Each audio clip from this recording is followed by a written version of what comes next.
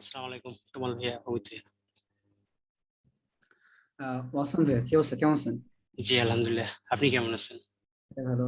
আচ্ছা ভাই, আমার কি ভয়েস স্ক্রিন সব ক্লিয়ার আছে? জি, সব ক্লিয়ার আছে। আচ্ছা, ঠিক আছে, তাহলে আমরা আর 2টা মিনিট দেখে শুরু করতেছি। আচ্ছা।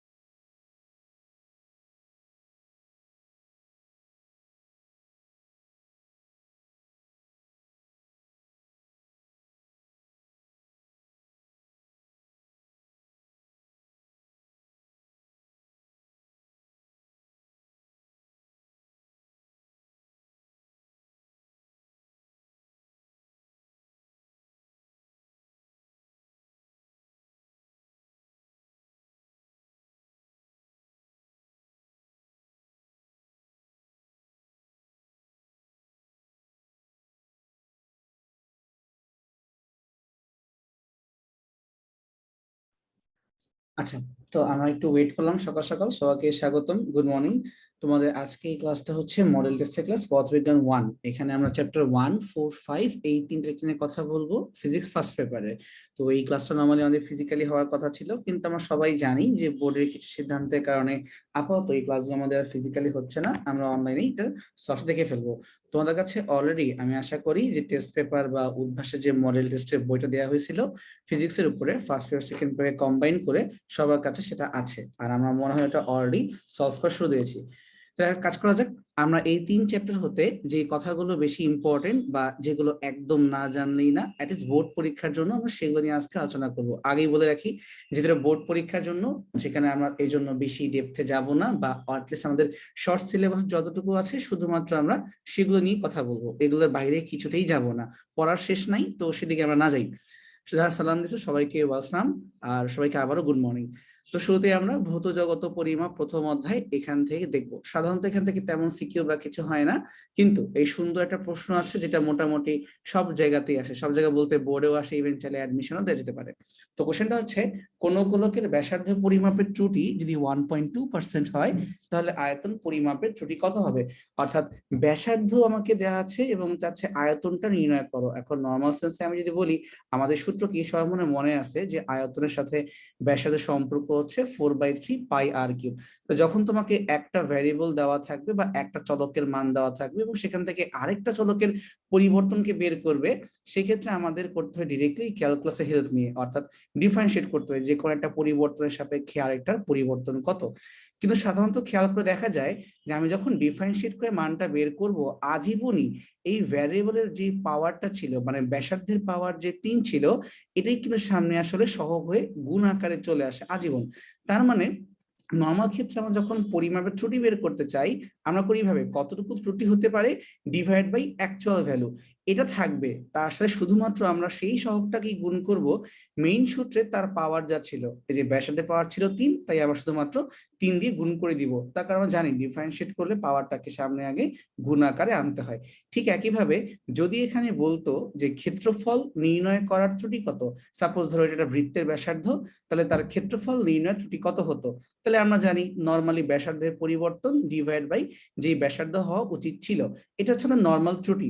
এখন এখান থেকে বলছি ক্ষেত্রফলের ত্রুটি, তো আমরা জানি বৃত্তের ক্ষেত্রফলের সূত্র হচ্ছে a সমান সমান πr², তাহলে পাওয়ার হচ্ছে 2, পাওয়ারটা যত হবে আমরা এক্স্যাক্টলি ওই পাওয়ারটা দিয়ে গুণ করে দিব, এবং এটা আজীবনই যে কোনো সূত্রেই কাজ করবে।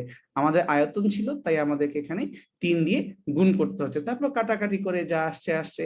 এখানে 3 12 36 মানে 3.6, তাহলে এটা করলে হয়তো তোমার হচ্ছে 2 দিয়ে 12 24 বা 2.4 আসতো। এটা আমাদের প্রশ্ন চাওয়া হয় নাই, যা শিখাই রাখলাম যে তুমি মনে রেখো এটা এত কঠিন না, শুধুমাত্র পাওয়ারটাকে সামনে আমরা সহগ আকারে গুণ করে দিব, এতটুকুই। তো এই চ্যাপ্টারে আমরা একটা মাত্রই অঙ্ক ছিল বলার মতো, আশা করি সবাই বুঝতে পারছো। আর ডিফারেন্সিয়েট তোমরা সবাই পারো, অথবা চাইলে তুমি শাহজাহান তপন স্যারের বা ইসাক স্যারের বই দেখতে পারো, এই প্রুফটা সুন্দর করে দেওয়া আছে।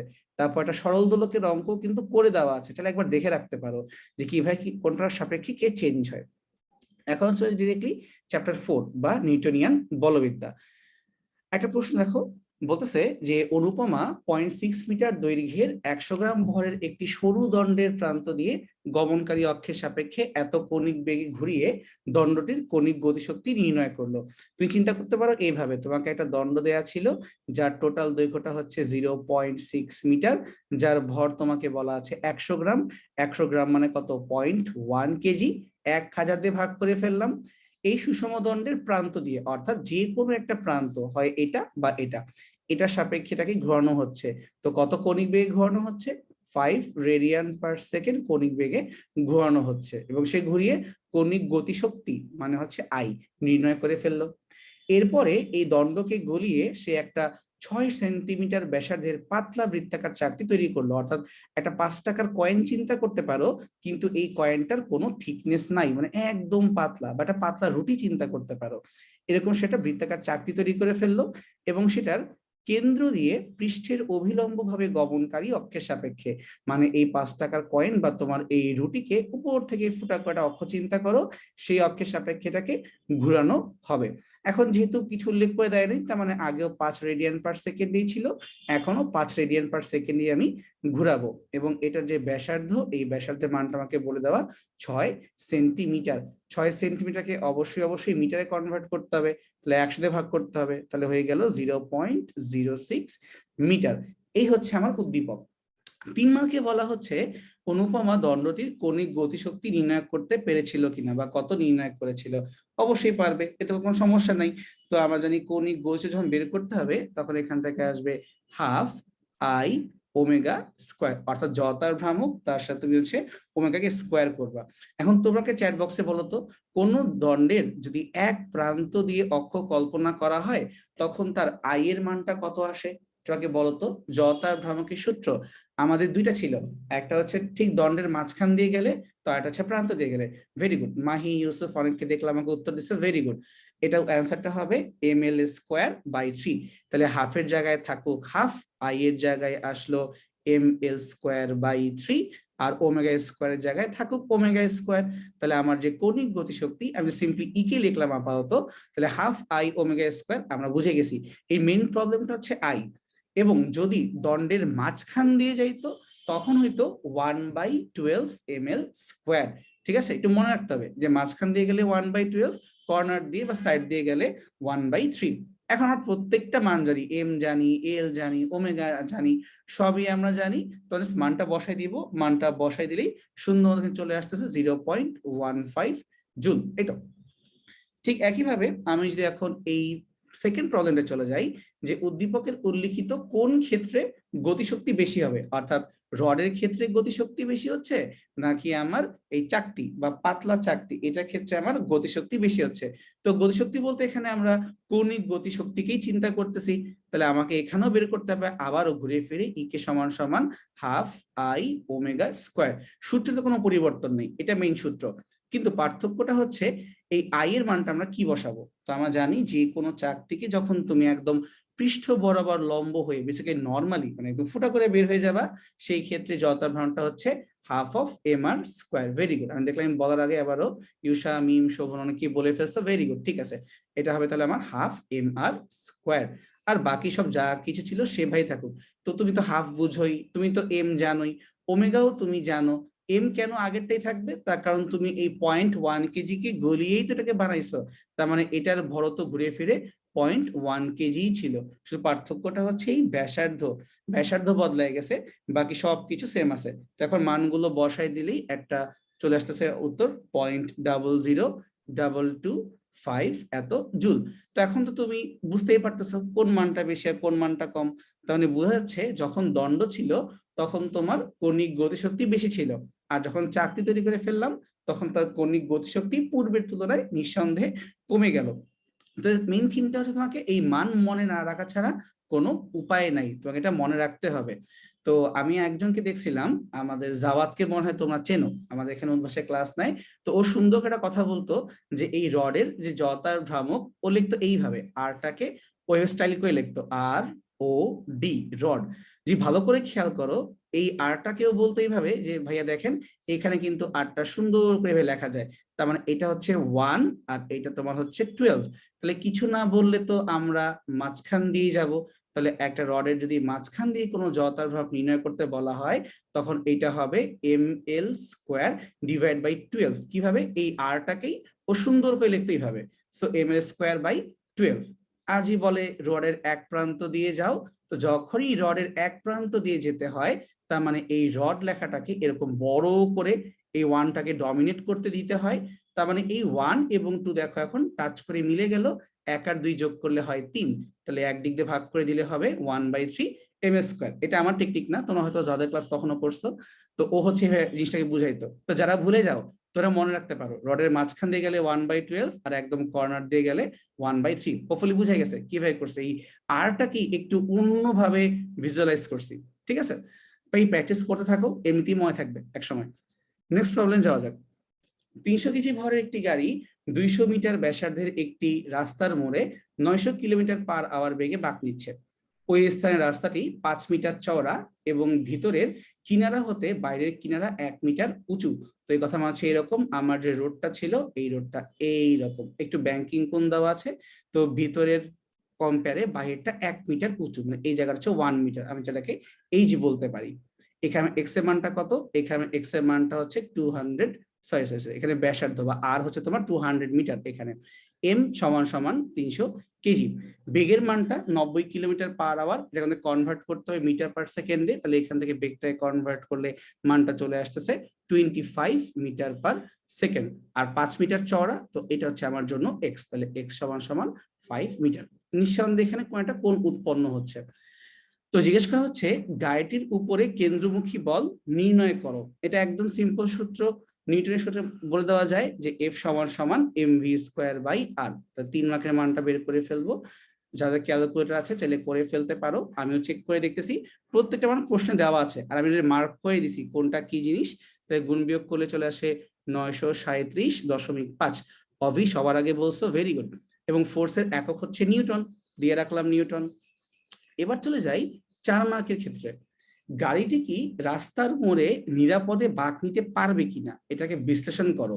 তো এটাকে আমি চিন্তা করতে পারি যে আমার গাড়িটা মুভ করার জন্য যতটুকু অ্যাঙ্গেল দরকার সেটা কত, মানে ব্যাংকিং কোণটা কত, আর এই রাস্তায় বর্তমানে কতটুকু অ্যাঙ্গেল আমাকে দিয়ে দেওয়া আছে, আমি যে এই চিন্তাটা করতে পারি। এবং এরা যদি স্যাটিসফ্যাক্টরি হয় তাহলে কোনো সমস্যা নাই। কিন্তু স্যাটিসফ্যাক্টরি কখন হবে?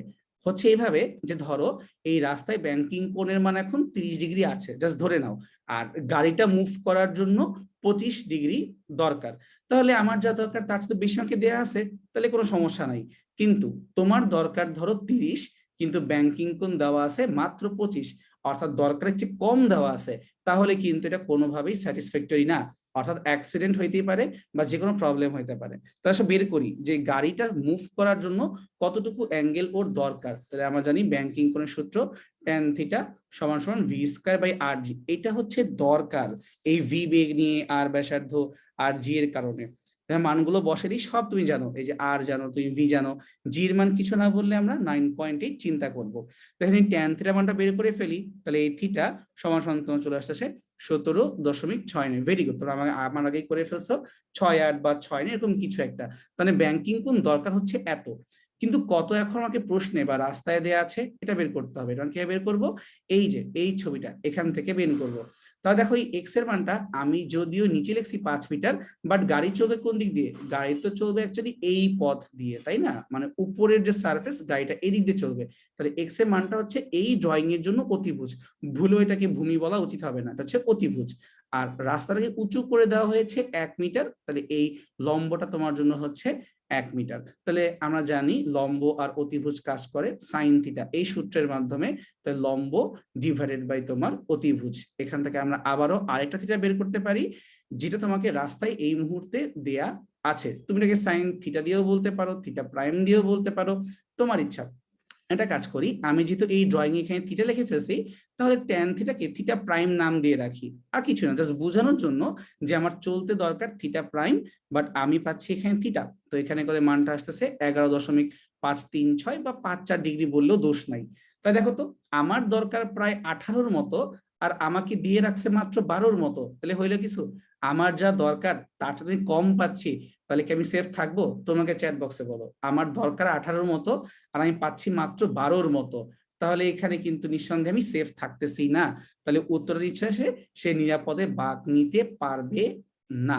দরকারের চেয়ে কম থাকলেই সমস্যা, বেশি থাকলে কোনো ঝামেলা নাই।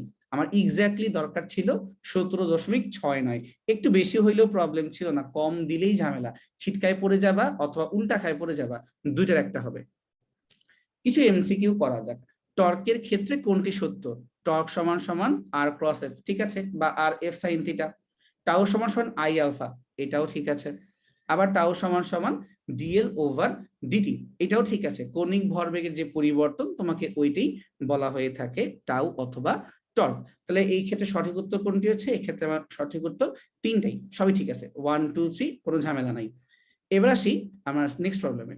একটি এল দৈর্ঘ্যের সুষম দণ্ডের মধ্যবিন্দু দিয়ে এবং দৈর্ঘ্যের লম্বভাবে গমনকারী অক্ষের সাপেক্ষে দণ্ডটির চক্রগতির ব্যাসার্ধ কত? তার মানে আমাদের রড থাকে এরকম চিকন লম্বা রড, মাঝখান দিয়ে গেলে যে বলছিলাম এটাকে বলা হয় 1/12 ml²। এখন বের করতে বলছে চক্রগতির ব্যাসার্ধ কত। ভেরি গুড, তোমরা সবাই আমার বলার আগে বলে ফেলছো, তার কারণ আমরা জানি চক্রগতির ব্যাসার্ধ মানে হচ্ছে mk²। কাটাকাটি যায়, তাহলে পড়ে থাকতেছে কে সমান সমান 1/√12 ইন্টু এল। মুখস্থ করার দরকার নেই, তোমরা এক দেখায় এমনি বের করতে পারবা। শেষ, তাহলে হয়ে গেল আমার 1/√12। নেক্সট প্রবলেমে আসি। একটা গ্রাফ দেওয়া আছে যেখানে ওয়াই অক্ষে গুলির বেগ আর এক্স অক্ষে হচ্ছে টাইম দেওয়া। তো জিজ্ঞেস করতেছে সিডি অংশে গুলির ভরবেগ এবি অংশের ভরবেগের কত গুণ হবে। গুলির তো আর ভর বদলাচ্ছে না, গুলি শুধুমাত্র বেগ বদলাচ্ছে। তাহলে এবি অংশের জন্য যেই বেগ এটা তোমার হচ্ছে 1, আর সিডি অংশের জন্য যেই বেগ এটা হচ্ছে 4। তাহলে বেগ যদি 4 গুণ হয়ে যায়, কমন সেন্সেই বলা যায় ভরবেগও 4 গুণই হবে, তার কারণ ভর তো আর চেঞ্জ হয় না, তাই না, ভর তো সেমই থাকে। তাহলে এখানে উত্তরটা সিম্পলি গ অথবা হচ্ছে তোমার 4 গুণ। এবার দেখি সিডি অংশের বেগ কত গুণ হলে গতিশক্তি এবি অংশের 4 গুণ হবে। এখন কিন্তু আমার বসে বেগ দিয়ে গতিশক্তি বের করতে হবে। তাহলে আগে বেগ আর গতিশক্তির সূত্র তুমি মনে করো, 12 mv², তারপর তুমি চেক দাও। তাহলে সিডি অংশের বেগ কত করতে হবে যেন এবি অংশের 4 গুণ হয়ে যায়। তাহলে এবি অংশে বেগের মান তোমার ছিল 1, তাহলে 12 mv², বা এত চিন্তা না করে আমি ডিরেক্টলি বলতে পারি ই সমানুপাতিক v², যেমন এখানে করে দেওয়া অলরেডি। তাহলে ইসিডি বাই ইএবি, সিডি অংশের বেগ স্কোয়ার এবি অংশের বেগ স্কোয়ার। প্রশ্নে বলে দিছে যে তোমাকে এবি অংশের চেয়ে 4 গুণ বেগ হতে হবে, তাহলে এটার বেগ স্কোয়ার বাই বেগ স্কোয়ার, বা রুট করলে সিম্পলি দ্বিগুণ হয়ে যায়। তো আশা করি এটা নিয়ে আর তোমার কোনো কনফিউশন নাই, প্রুফ তো করে দেওয়াই আছে কিভাবে আসে, জাস্ট অনুপাতটা করতে হবে, এই আর কি। এরপরে 20 মিটার পার সেকেন্ড বেগে গতিশীল কোন একটি বস্তুর গতিশক্তির মান যদি 190 হয়, তাহলে বস্তুটির ভরবেগটা কত হবে। এই একটা জিনিস নিয়ে প্রচুর প্রশ্ন আসে। এটা হচ্ছে এইভাবে, আমাদের যদি মনে না থাকে ইকের সাথে ভরবেগ বা বাকি সম্পর্কগুলো কি, আমরা কিন্তু ভুলে যাই। এটাকে এভাবে বের করা যায়, ইকে সমান সমান p² divide by twice M. এটা বিখ্যাত সূত্র, অনেক কাজে আসে ভরবেগ এবং গতিশক্তির মধ্যে। আপাতত আমার এই জায়গায় দরকার নাই, এই জায়গায় আমার দরকার আছে ই এর মানটা 190, আর এখানে ভি এর মানটা দেওয়া আছে, তো ভরবেগটা কত। তাহলে এম ভি সমান সমান 2ek ডিভাইডেড বাই ভি, পক্ষান্তর করলেই চলে আসতেছে এখান থেকে মানটা 19 কেজি মিটার পার সেকেন্ড। অঙ্ক একটু কেয়ারফুলি করলে তোমরা সবাই পারবা, এখানে ভুল হওয়ার কিছুই নাই। 2 কেজি ভরের একটা বস্তুকে 5 মিটার পার সেকেন্ড ত্বরণে গতিশীল করতে, তাহলে এটা হচ্ছে এ, এটা হচ্ছে এম, কত বল প্রয়োগ করতে হবে যদি আবার ঘর্ষণ বল হয়ে থাকে 5 নিউটন। এটা সিম্পল, মানে কি, তুমি যতটুকু বল প্রয়োগ করবা তোমার একটু ওয়েস্ট হয়ে যাবে। কোথায় ওয়েস্ট হবে? এই 5 নিউটন ওয়েস্ট হয়ে যাবে। তাই তুমি চাচ্ছ এটাকে এ ত্বরণ নিয়ে সামনে পাঠাবা। তাহলে নর্মাল ফোর্সের মানটা কি হওয়া উচিত ছিল? এফ সমান সমান হওয়া উচিত ছিল এম ইন্টু এ। তো ভর হচ্ছে তোমার 2 আর ত্বরণ হচ্ছে 5, তাহলে 5 2 এ 10। কিন্তু তোমার তো একটু ওয়েস্ট হয়ে যাবে এই ঘর্ষণ বলের কারণে। তা তোমাকে কি এই ঘর্ষণ বলের পরিমাণটা এক্সট্রা ফোর্স দিয়ে রাখতে হবে যেন নষ্ট হইলেও কোনো সমস্যা না হয়। তাহলে অ্যান্সারটা হচ্ছে 15। নর্মাল ক্লাস 9-10 থেকে আমরা ম্যাথ গুলো করে আসতেছি, লস হয়ে গেলে ওইটাকে আমাদের যোগ করে এক্সট্রা দিতে হবে। এম এবং 2m ভরের দুটি গতিশীল বস্তুর গতিশক্তি যদি একই রকম হয় তাহলে রৈখিক ভরবেগের অনুপাতটা কত হবে। অর্থাৎ আমাকে দেওয়া আছে ই কে, আর রৈখিক ভরবেগ মানে হচ্ছে পি, এদের অনুপাত করতে হবে। আমরা ডাইরেক্ট জানি ই কে সমান সমান p square divide by twice m. এখন যেহেতু গতিশক্তি একই রকম, তার মানে আমি যদি ই কে ভাগ ই কে করি ফলাফলটা 1ই থাকবে, শুধু পার্থক্য থাকবে পি স্কোয়ার বাই 2m। এখন তুমি চিন্তা করে দেখো, এখানে বসে রৈখিক ভরবেগের অনুপাতটা আনো, তাহলে পি স্কোয়ার ডিভাইড বাই একটা হবে 2m, তো আরেকটা হবে পি স্কোয়ার ডিভাইড বাই কিন্তু 4m। কেন 4m? তার কারণ একটা m হলে আরেকটা 2m, তো এদেরকে অনুপাত করতে হবে। অনুপাত করলে p1 p2, এদের মধ্যে আমি পেয়ে যাব ফলাফলটা কত আসে, তো 1/√2। এখানে তো ডিটেলসে করে দেওয়াই আছে, আমি শুধুমাত্র মুখে মুখে বলতেছি যে এখানে কেন কোনটা করা হচ্ছে। ঠিক আছে। আচ্ছা, তানভি জিজ্ঞেস করছিলা 20 হবে না কেন। এখন এখানে 20 কেন হবে না, তার রেজাল্টটা তো এরকম যে তোমার দেখো এম হচ্ছে 2 আর ত্বরণটা হচ্ছে 5। তাহলে আমি যদি নর্মাল ফোর্স চিন্তা করতাম তাহলে এফ সমান সমান এম এ, 5 2 এ 10। কিন্তু তোমার একটু ওয়েস্ট হয়ে যাচ্ছে কার জন্য, এই 5 নিউটনের জন্য এক্সট্রা ওয়েস্ট হয়ে যাচ্ছে। তা তুমি চাচ্ছ এখানে 10, তোমাকে আরো এক্সট্রা 5 দিয়ে রাখতে হবে, তাহলে 5 আর 10 তোমার হচ্ছে প্রশ্ন যোগ করলেই তোমার হচ্ছে 15, এটা চলে আসছে। কেন্দ্রমুখী বল দ্বারা কৃত কাজ কত হবে। তুমি নর্মালি চিন্তা করে দেখো, যখন একটা বস্তুকে তুমি বৃত্তাকার পথে ঘুরাচ্ছ, তখন সেই বস্তুটার যে কেন্দ্রমুখী বল এটা কাজ করে সেন্টার বরাবর বা বাইরের দিকে, কিন্তু সরণটা হচ্ছে প্রতিনিয়ত স্পর্শক বরাবর। তাহলে এদের মধ্যবর্তী কোণটা কত, 90°। তাহলে আমরা জানি ডাব্লিউ সমান সমান এফ এস কস থিটা। তাহলে এফ এর মান যাই হোক, এস এর মানটা যাই হোক, এখানে মধ্যবর্তী কোণটা হচ্ছে 90°। তাহলে কস 90 মানে হচ্ছে 0। তো এই জন্য এখানে কেন্দ্রমুখী বল দ্বারা কৃত কাজটা হবে 0। ঠিক আছে। আচ্ছা, আমি বলছিলাম মেবি আগের প্রবলেমটা আরেকবার বুঝাইতে। আগের প্রবলেমটা এরকম ছিল, একটা বস্তু এরকম তোমার যার ভর দেওয়া আছে, তো দেখে নিই কত ছিল, 2 কেজি আর 5 মিটার পার সেকেন্ড স্কোয়ার। তো এটার ভর হচ্ছে 2 কেজি। তুমি এটাকে হাতের ডান দিকে এফ বল প্রয়োগ করে টানতেছ, যেন এটা হাতের ডান দিকেই 5 মিটার পার সেকেন্ড স্কোয়ার এই ত্বরণ নিয়ে চলা শুরু করে। কিন্তু আমার যে ঘর্ষণ বল যে আমার বিপক্ষে কাজ করে, তার মান তোমাকে দেওয়া ছিল 5 নিউটন। তুমি এখন চিন্তা করো, আমি দিলাম এফ পরিমাণের বল, আমার নষ্ট হয়ে গেল 5 নিউটন, তারপরে যা থাকবে সেটা সমান সমান হচ্ছে এম ইন্টু এ। তাহলে এম হচ্ছে 2 আর ত্বরণ হচ্ছে 5। সো যা দিলাম, যা লস হইলো, যাই পড়ে থাকবে যোগ বিয়োগ হওয়ার পরে সমান সমান ফলাফল। তাহলে এই 5টার পাশে পক্ষান্তর করলে কিন্তু যোগ করলে 15ই হয়। এটাই বলছিলাম যে যেগুলো আসলে লস হয় আমাকে এগুলো এক্সট্রা দিয়ে দিতে হয়, তো এই জন্যই যোগ করে আমার 15 আসছিল। আচ্ছা, নতুন কোশ্চেন। এখানে বলতেছে দুইটি বলের যে লব্ধি তার মান 40 নিউটন এবং বল দুইটির মধ্যে ছোট বলটির মান 30 নিউটন। একটা কাজ করি, ছোট বলটাকে পি নাম দিয়ে দিচ্ছি, লব্ধি মানটাকে আর নাম দিয়ে দিচ্ছি। আর এই ছোট বলটা লব্ধি বলের সাথে লম্ব বরাবর ক্রিয়া করে, তার মানে পি এবং আর পরস্পরের উপরে হবে লম্ব। তাহলে বড় বলটির মানটা কত, এই ড্রয়িং থেকেই বোঝা যাচ্ছে। এখানে আর হচ্ছে 40 নিউটন, পি হচ্ছে 30 নিউটন। তো কমন সেন্সই বলে যে আমি জানি দুইটা ভেক্টরের মাঝখানে তাদের লব্ধি কাজ করে, তাহলে কিউ ভেক্টরকে নিঃসন্দেহে এই হাতের বাম দিয়ে কাজ করার কথা, কারণ দুইটা ভেক্টরের ফলাফল তাদের মাঝে কাজ করে, কিউ কে তো আর এই দিকে হওয়া যাবে না। কিন্তু কিউটা কত কোণ করে আছে তা আমি জানি না, তো ধরে নিলাম যে এখানে পি এবং কিউ এর যে মধ্যবর্তী কোণ এটা হচ্ছে আমার আলফা। এবং শর্ত বলে দিয়েছিল 40 এবং 30 হচ্ছে পরস্পরের সাথে এভাবে লম্বভাবে বা 90° কোণে আছে। এখন আমি চাইলে ওই লামির যে সূত্র পড়ে আসছিলাম বা ত্রিভুজের সাইন সূত্র যে পড়ে আসছিলাম ওইটাকে ইউজ করে অঙ্কটাকে এভাবে সলভ করতে পারি, অথবা চাইলে ব্যাপারটাকে আরো ইজিলি সলভ করা যায়। এটা কিভাবে, সেটা হচ্ছে এইভাবে, তোমার যে আর এটা থাকুক এই দিক বরাবর, পি এটা এই দিক বরাবর থাকুক, অর্থাৎ এদিকে আমি হাত দিব না। কিন্তু তোমার একটা অজানা ভেক্টর ছিল কিউ, যেটা হচ্ছে এইভাবে একটু অ্যাঙ্গেল করে কাজ করতেছে। এই ভেক্টরটাকে আমি সমান্তরাল রেখে টান দিয়ে এই পাশে নিয়ে আসলাম, অর্থাৎ এই কিউটাকে জাস্ট সমান্তরাল রেখে এই পাশে টান দিলাম হাতের ডান দিকে। এটা আমি করতে পারি সমান্তরাল ভেক্টরের সংজ্ঞা অনুযায়ী। টান দেওয়ার পরেই এই নতুন একটা ত্রিভুজ পাওয়া যায়, যেই ত্রিভুজটা দেখতে অনেকটা এই রকম হয়ে যাচ্ছে। তাহলে এই পাশে পি ভেক্টর কাজ করে, এই দিকে তোমার কাজ করতেছে আর ভেক্টর, আর এই দিকে তোমার কাজ করতেছে কিউ ভেক্টর। এই ছবি থেকে আমি এই ছবিটা চিন্তা করে নিলাম সমান্তরাল করে। তাহলে এখান থেকে দেখাই যাচ্ছে যে তোমার কিউ এর মানটা অতিভুজ, বা বলতে পারি আমি পিথাগোরাসের নিয়ম অনুযায়ী পি স্কোয়ার এবং আর স্কোয়ার কে যোগ করলেই আমি পেয়ে যাব কিউ এর মান। তো এখান থেকে বোঝা যায় 3 4, তো এখানে মানটা চলে আসবে 50 নিউটন। এমনকি তুমি যদি এখান থেকে অ্যাঙ্গেলটা কত সেই অ্যাঙ্গেলও বের করে ফেলতে পারবা।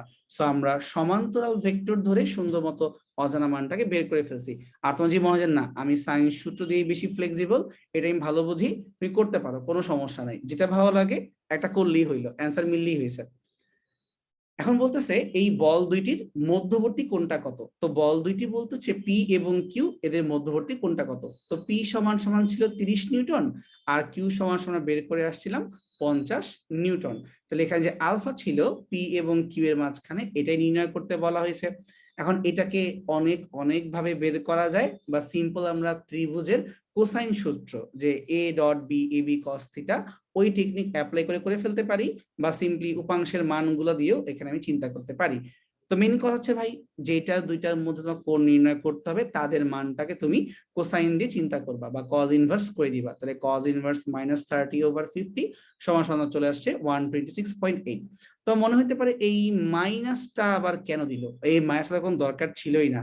এটা কেন আসছে তার রিজনটা হচ্ছে পি কাজ করে হাতের ডান দিক বরাবর, আর কিউ কাজ করতেছে হাতের বাম দিক বরাবর। যেহেতু এদের ডিরেকশনটা খালি চোখেই বোঝা যাচ্ছে যে একটা আরেকটার অপোজিট, তাই যে কোনো একটাকে মাইনাস চিন্তা করা উচিত। অথবা তুমি যদি ক্যালকুলেটর করার পরে দেখো এই মাইনাসটাকে বাদ দিয়ে, মানে cos ইনভার্স 3/5, যেই মানটা আসবে 180 থেকে ওই মানটাকে বাদ দিয়ে দিব, তার কারণ আমরা খালি চোখে বুঝতে পারতেছি যে এই জায়গায় অ্যাঙ্গেলটা কিন্তু 90 এর চেয়ে বেশি, আর cos 90 এর চেয়ে বেশি হওয়া মানেই একটা তোমাকে ঋণাত্মক মান দিবে। সো এই জন্য আমরা এই জায়গাতে মাইনাস দিয়ে অঙ্কটাকে একবারে সলভ করে ফেলতে পারি। সিম্পল ওই লামির সূত্রের অঙ্কটাকে বা সাইন যে বিধি ছিল ওইটাকে আমি এক্সটেন্ড করে এইভাবে চিন্তা করতেছি, আর কিছুই না। অনেকভাবে করা যায়, এটা এত কঠিন কিছু না। অথবা কাজেই মনে হয় যে না আমি হচ্ছে আগে এখান থেকে থিটা বের করব, এই থিটা বের করার পরে 90 + থিটা করব, হাজার হাজার টেকনিক আছে, মানে দুইটা একটা না অনেক টেকনিক আছে। তো এটা কোনো সমস্যাই না, তোমরা বের করতে পারবা। অথবা এত কিছু করার দরকার নাই, তুমি এটাও বলতে পারো আমি দেখতে পারতেছি এখানে tan 90 সমান সমান q sine alpha divide by p plus q cos alpha. কিছু না বুঝলে আমরা তো এটা জানি নাকি যে এখানে tan থিটা সমান সমান q sine alpha p plus q cos alpha. আমাকে চ্যাট বক্সে বলো তো, এই যে যারা বলতেছে এটা প্লাস মাইনাস কিভাবে, এত কিছু ভাবার দরকার নেই, অ্যাটলিস্ট এই সূত্র কি বুঝতে পারতেছো যে tan 90 সমান q sine alpha p plus q cos alpha. তো tan 90 মানে কিন্তু অসংজ্ঞায়িত, বা বলতে পারি সাইন 90 বাই কস 90। তাহলে যদি অল্টার করে দেই তাহলে কি আসে, 30 plus 50 cos alpha equal to 0। পক্ষান্তর করলে কি আসে, কস আলফা সমান সমান -30/50। এইটার পরবর্তী লাইনটি তো এইটা। তো যারা এত কিছু ভাবতে পারতেছি না যে ডানে বামে গেলে উল্টা পাল্টা করতে হয়, এত ভাবার দরকার নাই, আমরা তো tan থিটা দিয়েও ভাবতে পারি, তাই না? একটা অঙ্ক অনেক ভাবে করা যায়, মানুষ যেভাবে অভ্যস্ত হয়ে যায় একটা করলেই হইলো, কোনো প্রবলেম নাই। ঠিক আছে, এখন আমরা মনে হয় সবাই বুঝতে পারছি টেনের সূত্র। Okay fine. কৌণিক ত্বরণের মাত্রা কত, radian per second square. Radian কি কিছু করতে হবে না, পার সেকেন্ড স্কোয়ার, তার মানে T⁻²। সিম্পল জিনিস, ভয় পাওয়ার কিছু নাই। 4 কেজি ও 6 কেজি ভরে দুইটি বস্তু যথাক্রমে এত এবং এত বেগ নিয়ে একই দিকে চলার সময়, মার্ক করবা একই দিকে নাকি ডিফারেন্ট দিকে, একই দিকে, ফাইন। তো একে অপরকে ধাক্কা দিল, ধাক্কার পরে তারা একত্রে যুক্ত হয়ে চললে কত বেগ প্রাপ্ত হবে। এটা ডাইরেক্ট সিম্পল জিনিস, মৃত বস্তুর অঙ্ক হয়ে গেল। তাহলে m1u1 প্লাস m2u2 সমান m1 plus m2 into v, এটাই। আর সূত্রে আমার প্লাসই কেন থাকবে, কোনো মান অল্টার করতে হবে না, কারণ আমরা একই দিকে যাচ্ছিলাম। বিপরীত দিকে হলে একটা মানকে মাইনাস করতে হতো। তাই 4 এবং 10, 4 × 10 = 40, 6 এবং 5 30 সমান সমান হচ্ছে আমার 4 কেজি আর 6 কেজি যোগ করলে 10 কেজি আর হচ্ছে ভি, কাটাকাটি করে আমার মানটা চলে আসছে 7 মিটার/সেকেন্ড। আমরা সবাই পারবো, শুধুমাত্র একটু যোগ বিয়োগটা খেয়াল রেখো, একই দিকে হলে যোগ, বিপরীত দিকে হলে বিয়োগ, এটুকু।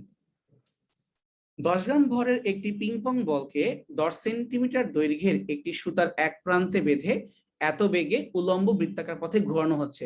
এখানে মার্ক করবা উলম্ব বৃত্তাকার পথ বলা নাকি আনুভূমিক বলা। আনুভূমিক মানে হচ্ছে একটা ফ্যান ঘুরতেছে, আর উলম্ব মানে হচ্ছে দেখবো অনেক সময় ওই বিভিন্ন রাইডে উঠে না মানুষজন, ওই যে ধরো বাচ্চাদের শিশু পার্ক বা বড় বড় পার্কে এরকম একদম গোল গোল গোল গোল ঘুরায়, তো এটা তোমার হচ্ছে উলম্ব পথে, বৃত্তাকার পথে ঘুরানো।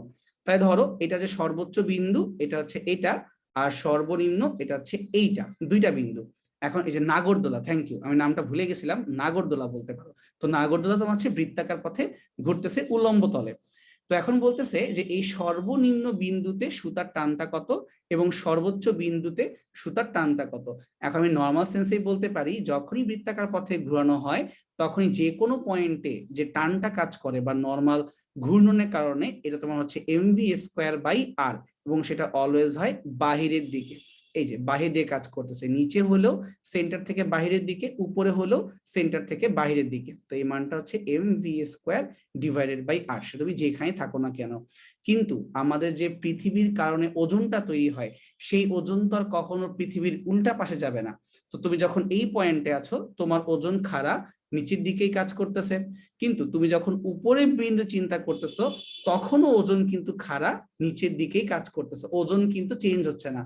তাহলে বলতে পারি আমরা এই সর্বোচ্চ বিন্দুতে উপর দিকে যাওয়ার জন্য বা ছিটকায় পড়ার জন্য কাজ করে এমভি স্কোয়ার বাই আর, এবং নিচের দিকে কাজ করে এমজি। তো দুইজন মিলেমিশে বিপক্ষে হয়ে যায় বা মাইনাস হয়ে কাজ করে। এটা গেল সর্বোচ্চ বিন্দুর জন্য। আর সর্বনিম্ন বিন্দু কি কাজ করতেছে, এখানে এমভি স্কোয়ার বাই আর নিচে কাজ করতেছে, এমনকি ওজনটাও নিচের দিকে কাজ করতেছে। তাই সর্বনিম্ন বিন্দুতে টানটা হয়ে গেল বেশি, আর সর্বোচ্চ বিন্দুতে টানটা হয়ে গেল কম। এখন বাকি তুমি বুঝে গেছো, আমাকে আর বলতে হবে না। তো সর্বনিম্নর ক্ষেত্রে MV square by R plus MG, আর সর্বোচ্চ বিন্দুতে MV square by R minus MG. একজন বলছো ভাইয়া সর্বোচ্চটা বুঝি নাই। আচ্ছা, এরকম যে তুমি যখন ঘুরে আসতেছো এই বিন্দুতে বা যে কোনো বিন্দুতে, তোমার যে ছিটকায় পড়ার টেন্ডেন্সি, এই ছিটকায় পড়ার টেন্ডেন্সি হবে কেন্দ্র হতে বাহিরের দিকে, এই যে এমভি স্কোয়ার বাই আর। কিন্তু ওজন কাজ করে কোথায়, ওজন কাজ করবে খাড়া নিচের দিকে এমজি। তো দুইটা কিন্তু একদম বিপরীত দিকে হয়ে গেল, তো এই জন্য একটা মাইনাস আরেকটা, তো হয়ে গেল mv square by R minus mg. এখন কেজি বলে যে ভাইয়া এই দুইটা বিন্দুর ক্ষেত্রে কি হইতো, যে একদম দুই দিকে দুইটা। আচ্ছা, প্লাস মাইনাসের ফ্যাক্টরটা হচ্ছে দুইটা একই দিকে যখন কাজ করে তখন প্লাস করব, আর যখন দুইজন ডিফারেন্ট দিকে কাজ করবে তখন তাকে আমরা মাইনাস করব। আচ্ছা, তো এই যে দুইটা বিন্দু এখানে কি হবে, তো ছিটকায় পড়ার যে টেন্ডেন্সি, ছিটকায় পড়ার টেন্ডেন্সি অলওয়েজ কেন্দ্র হতে বহির্মুখী বা বাহিরের দিকে। তার মানে ছিটকায় যাবে এমভি স্কোয়ার বাই আর এটা দিয়ে, কিন্তু ওজন কাজ করতেছে খাড়া নিচের দিকে, এই দিকে এবং হচ্ছে এই দিকে। তা চিন্তা করে দেখো তো, এই ওজনটা তোমার এই লাইনটার সাথে বা এমভি স্কোয়ার বাই আর এই লাইনটার সাথে 90 ডিগ্রি কোণ করে আছে। তো এই জন্য এই দুই কৌণিক বিন্দুতে সুতার টানের কোনো চেঞ্জ আসতেছে না, সিম্পলি এমভি স্কোয়ার বাই আর এটাই আমরা রেখে দিচ্ছি। কিন্তু সর্বোচ্চ বা সর্বনিম্নতে গেলে দেখা যাবে এখানে প্লাস বা মাইনাস হয়ে যায়, ডিপেন্ড করে একই দিকে নাকি বিপরীত দিকে। একজন বস্তু ভাইয়া যদি অ্যাঙ্গেল করে থাকতো তাহলে কি করতাম, অ্যাঙ্গেল করে থাকলে আমরা উপাংশ নিতাম সাইন থিটা এবং হচ্ছে কস থিটা, আর কিছুই না। যেমন যদি বলা হতো এইভাবে একটা বিন্দু আছে যেখানে অ্যাঙ্গেলটা হচ্ছে আমার থিটা, তাহলে এখানে আমি উপাংশে ভাগ করে ফেলতাম, উপাংশে ভাগ করে তারপরে দেখতাম। এখানে অনেক ঝামেলা আছে, মানে প্রকৃত অর্থে এখানে লব্ধি বের করতে হয়, তারপরে যা বাতাসের বাধা থাকে সেই বাধাকেও আনতে হয়। আমরা আপাতত ওগুলোকে ভাবতেছি না, এই জন্য আমরা খুব সুন্দর মতো সর্বোচ্চ বিন্দু আর সর্বনিম্ন বিন্দু এই দুইটা বলেই একদম পার পেয়ে যাচ্ছি। বাট বাস্তবে এটা এতটাও সিম্পল না, বা সিম্পলি যোগ বিয়োগ করে উত্তরটা আসলে বলা যায় না। বাট বোর্ডের পরীক্ষায় এত কিছু ভাবার দরকার নাই, জাস্ট যোগ বা বিয়োগ এটুকুই। এই অধ্যায় শেষ হয়ে গেল চতুর্থ অধ্যায় বা নিউটনিয়ান মেকানিক্স। এখনো যাব কাজ ক্ষমতার শক্তি পঞ্চম অধ্যায়। আসলে চতুর্থ আর পঞ্চম অধ্যায়ের মধ্যে তেমন কোনো পার্থক্য নাই, জিনিসটা অনেকটা কাছাকাছি। একজন বুঝতে পারছে যে লেফট আর রাইট পয়েন্টটা বুঝি নাই।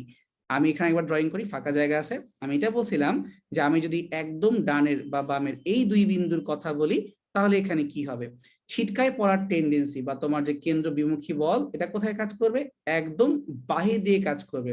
এটার মান হচ্ছে এমভি স্কোয়ার বাই আর, এই দিকেও মানটা হচ্ছে এমভি স্কোয়ার বাই আর। এমনকি তুমি যদি একদম উপরের নিচে এই দুই বিন্দুর কথাও বলো, তারপরও এমভি স্কোয়ার বাই আর আজীবনই বাহিরের দিকে কাজ করবে, অর্থাৎ এই বৃত্তের সেন্টার থেকে বাহিরের দিকে কাজ করবে। তুমি যে কোনো বিন্দু চুজ করো না কেন, কোনো প্রবলেম নাই। এখন হচ্ছে আমরা ওজনের পার্টটাকে নিয়ে আসবো, যে ওজনটা কোন দিকে কাজ করে।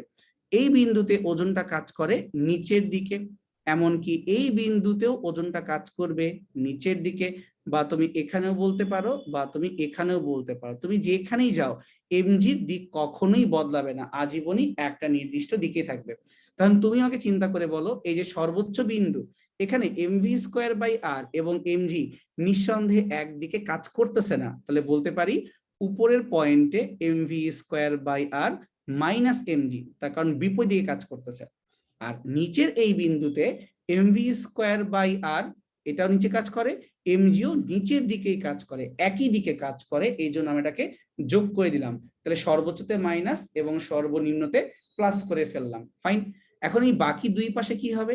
প্রবলেমটা হচ্ছে এই নীল কালারের রেখা বরাবর ওজনের উপাংশ বের করতে হবে। আমাকে কেউ একটু চিন্তা করে বলো তো, এই লাল কালারের বা ওজনের যে উপাংশটা কাজ করবে, এখানে অ্যাঙ্গেলটা কত মধ্যবর্তী? 90 ডিগ্রি না?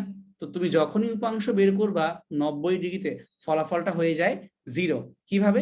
তার কারণ আমরা জানি কোন ভেক্টর যদি একটা অক্ষের সাথে থিটা কোণ করে থাকে, সেদিক বরাবর তার পি কস এর কাজ করে, আর উলম্ব বরাবর কাজ করবে পি সাইন থিটা। তাহলে আমার এখানে যে ওজন বা এমজি এই জিনিসটা উপাংশ বের করি নীল কালারের লাইনের সাথে, তাহলে cos 90 এই ব্যাপারটা তোমার হয়ে যাচ্ছে 0। বলতে পারো এক্স অক্ষের কোনো কিছুই ওয়াই অক্ষের সাথে কানেক্টেড না, মানে এক্স এ যা হবে হবে, সে শুধুমাত্র এক্স এর, ওয়াই এর কিচ্ছু যায় আসে না। তার মানে এই বিন্দুতে টান হবে এমভি স্কোয়ার বাই আর, টান হবে এমভি স্কোয়ার বাই আর, এই এমজির কোনো কিছুই যাবে আসবে না। কিন্তু সর্বোচ্চ বা সর্বনিম্নতে একটু পার্থক্য আছে। আর এখন তোমার যে মন চায় তুমি আবার এখানে অ্যাঙ্গেল ক্রিয়েট করে করবা, যে ধরো এই বিন্দুতে বের করবা, তাহলে এই বিন্দুতে তোমার যে এমভি স্কোয়ার বাই আর এটা হবে একদম বহির্মুখী কেন্দ্র হতে। আর ওজন কাজ করতেছে কোথায়? ওজন কাজ করছে এমজি এই নিচের দিকে। এখন কি করতে হবে? আমাকে এই জায়গাতে দুইটা উপাংশ নিতে হবে, একটা হবে উপর দিকে এমভি স্কোয়ার বাই আর, আরেকটা হবে এমভি স্কোয়ার বাই আর আর হাতের বাম দিকে, এবং এই উপর দিকের সাথে এমজি মানটা বিয়োগ করতে হবে। ভাই এগুলা বেশি ক্যাচাইল্লা, এগুলা জীবনও বোর্ডের পরীক্ষায় দিবে না। জাস্ট বললাম যে যদি অ্যাঙ্গেল করেও দেয় প্রবলেম নাই, আমরা উপাংশ নিব, উপাংশ নিলেই কাজ হয়ে যাবে, এখন দরকার নাই, মানে এটা অযৌক্তিক, এটা ঝামেলা আছে, করতে হবে না। একজন বলছো যে ভাই mv square by R plus mg cos theta general formula, but এই জেনারেল ফর্মুলাটা যদি তুমি বলতে চাও, মনে রাখতে হবে থিটা কার সাথে, উলম্বের সাথে নাকি তোমার হচ্ছে আনুভূমিক ভাবে, না কোন ডিরেকশনের সাথে। ঠিক আছে, এখানে অনেকগুলো জেনারেল ফর্মুলা আছে, plus mg cos theta, plus MG sine theta, অনেক কিছু লেখা যায়, ডিপেন্ড করে থিটাকে আমি উপর থেকে নিব নাকি থিটা আমি নিচ থেকে নিব, অনেক কাহিনী আছে। অত কিছু ভাবার দরকার নাই, উপাংশ নিবা তোমরা পারবা, তাই এত ঝামেলা কিছু নাই ভাই, পারবা, এত খেচাল নাই। আচ্ছা, তো অনেকেই বলতেছে যে লিফটের সাথে নাকি গুলায় গেছে, লিফটের সাথে তুমি কি করবা? লিফটের ব্যাপার এটা এক না। লিফটের ক্ষেত্রে তোমার যে ওজন এমজি এটা খাড়ার নিচের দিকে কাজ করে, আর লিফটটাকে উপর দিকে টেনে ধরার জন্য একটা সুতার টান বা লিফটের যে রশির টান এটা কাজ করে আর। তো যখন এই উপর দিকে টান আর নিচের দিকের এমজি সমান সমান হয়ে যায়, মানে উপর দিকের টান সমান সমান এমজি, এই কথা মানে হচ্ছে দুইটা বল ইকুয়াল, অর্থাৎ এই লিফটটা কোনো মুভমেন্ট করবে না, চুপ করে এখানে বসে আছে, উপরেও যায় না নিচেও যায় না, ঝুলে আছে বলতে পারি, লিফটটা ঝুলে আছে। এখন তুমি যদি চাও যে না ভাই আমি লিফট দিয়ে উপর দিকে যাব, তাহলে কি করতে হবে? তাহলে করতে হবে এইটা, যে এই লিফটটাকে সামথিং ত্বরণ নিয়ে উপর দিকে টানতে হবে। তাই লিফটের যে রশির টান আর তো উপরেই কাজ করতেছে, আর লিফটের যে ওজন এমজি তা তো নিচেই কাজ করতেছে। তবে কি লিখতে পারি? উপর দিকে টান দিল আর, নিচের দিকে আমার ওজন দিল বাধা, তারপরও এই লিফটটা এ ত্বরণ নিয়ে ঊর্ধ্বমুখী হবে। ওই যে তোমার ঘর্ষণের মতো, আমি দিলাম আর পরিমাণের বল, এমজি পরিমাণের ঘর্ষণ আমাকে লস করাইলো, তারপরও এ ত্বরণ নিয়ে আমি উপরে যাব। তাহলে পক্ষান্তর করলেই চলে আসতেছে আর সমান সমান এম ইন্টু জি প্লাস এ। তো যে আমরা বলি যে উপর দিকে গেলে জাস্ট প্লাস দিয়ে দেবো, কারণ পক্ষান্তর করলে এটা হয়। ঠিক একইভাবে যদি বলতাম এই লিফটটা এখন নিম্নমুখী হবে, অর্থাৎ ওজনটা নিচে কাজ করতেছে, ওজনটাই ডমিনেট করবে, তাহলে কি বলতে পারি? আমাকে এমজি বল নিচে টানতেছে, লিফটের যে টান বা লিফটের রশির টান আমাকে বাধা দিচ্ছে, তারপরও আমি একটা ত্বরণ নিয়ে নিচেই নামতেছি। এখন একটা ঘর পক্ষান্তর করলে পেয়ে যাব আর সমান সমান এম ইন্টু জি মাইনাস এফ। সোজা হিসাব, আমি কি দিলাম আর আমি কি পেলাম একটু হিসাব করলেই তো হলো, তাই না? আচ্ছা, ঠিক আছে, ফাইন। তাহলে এখন চলো আমরা এর পরের অঙ্কে চলে যাই।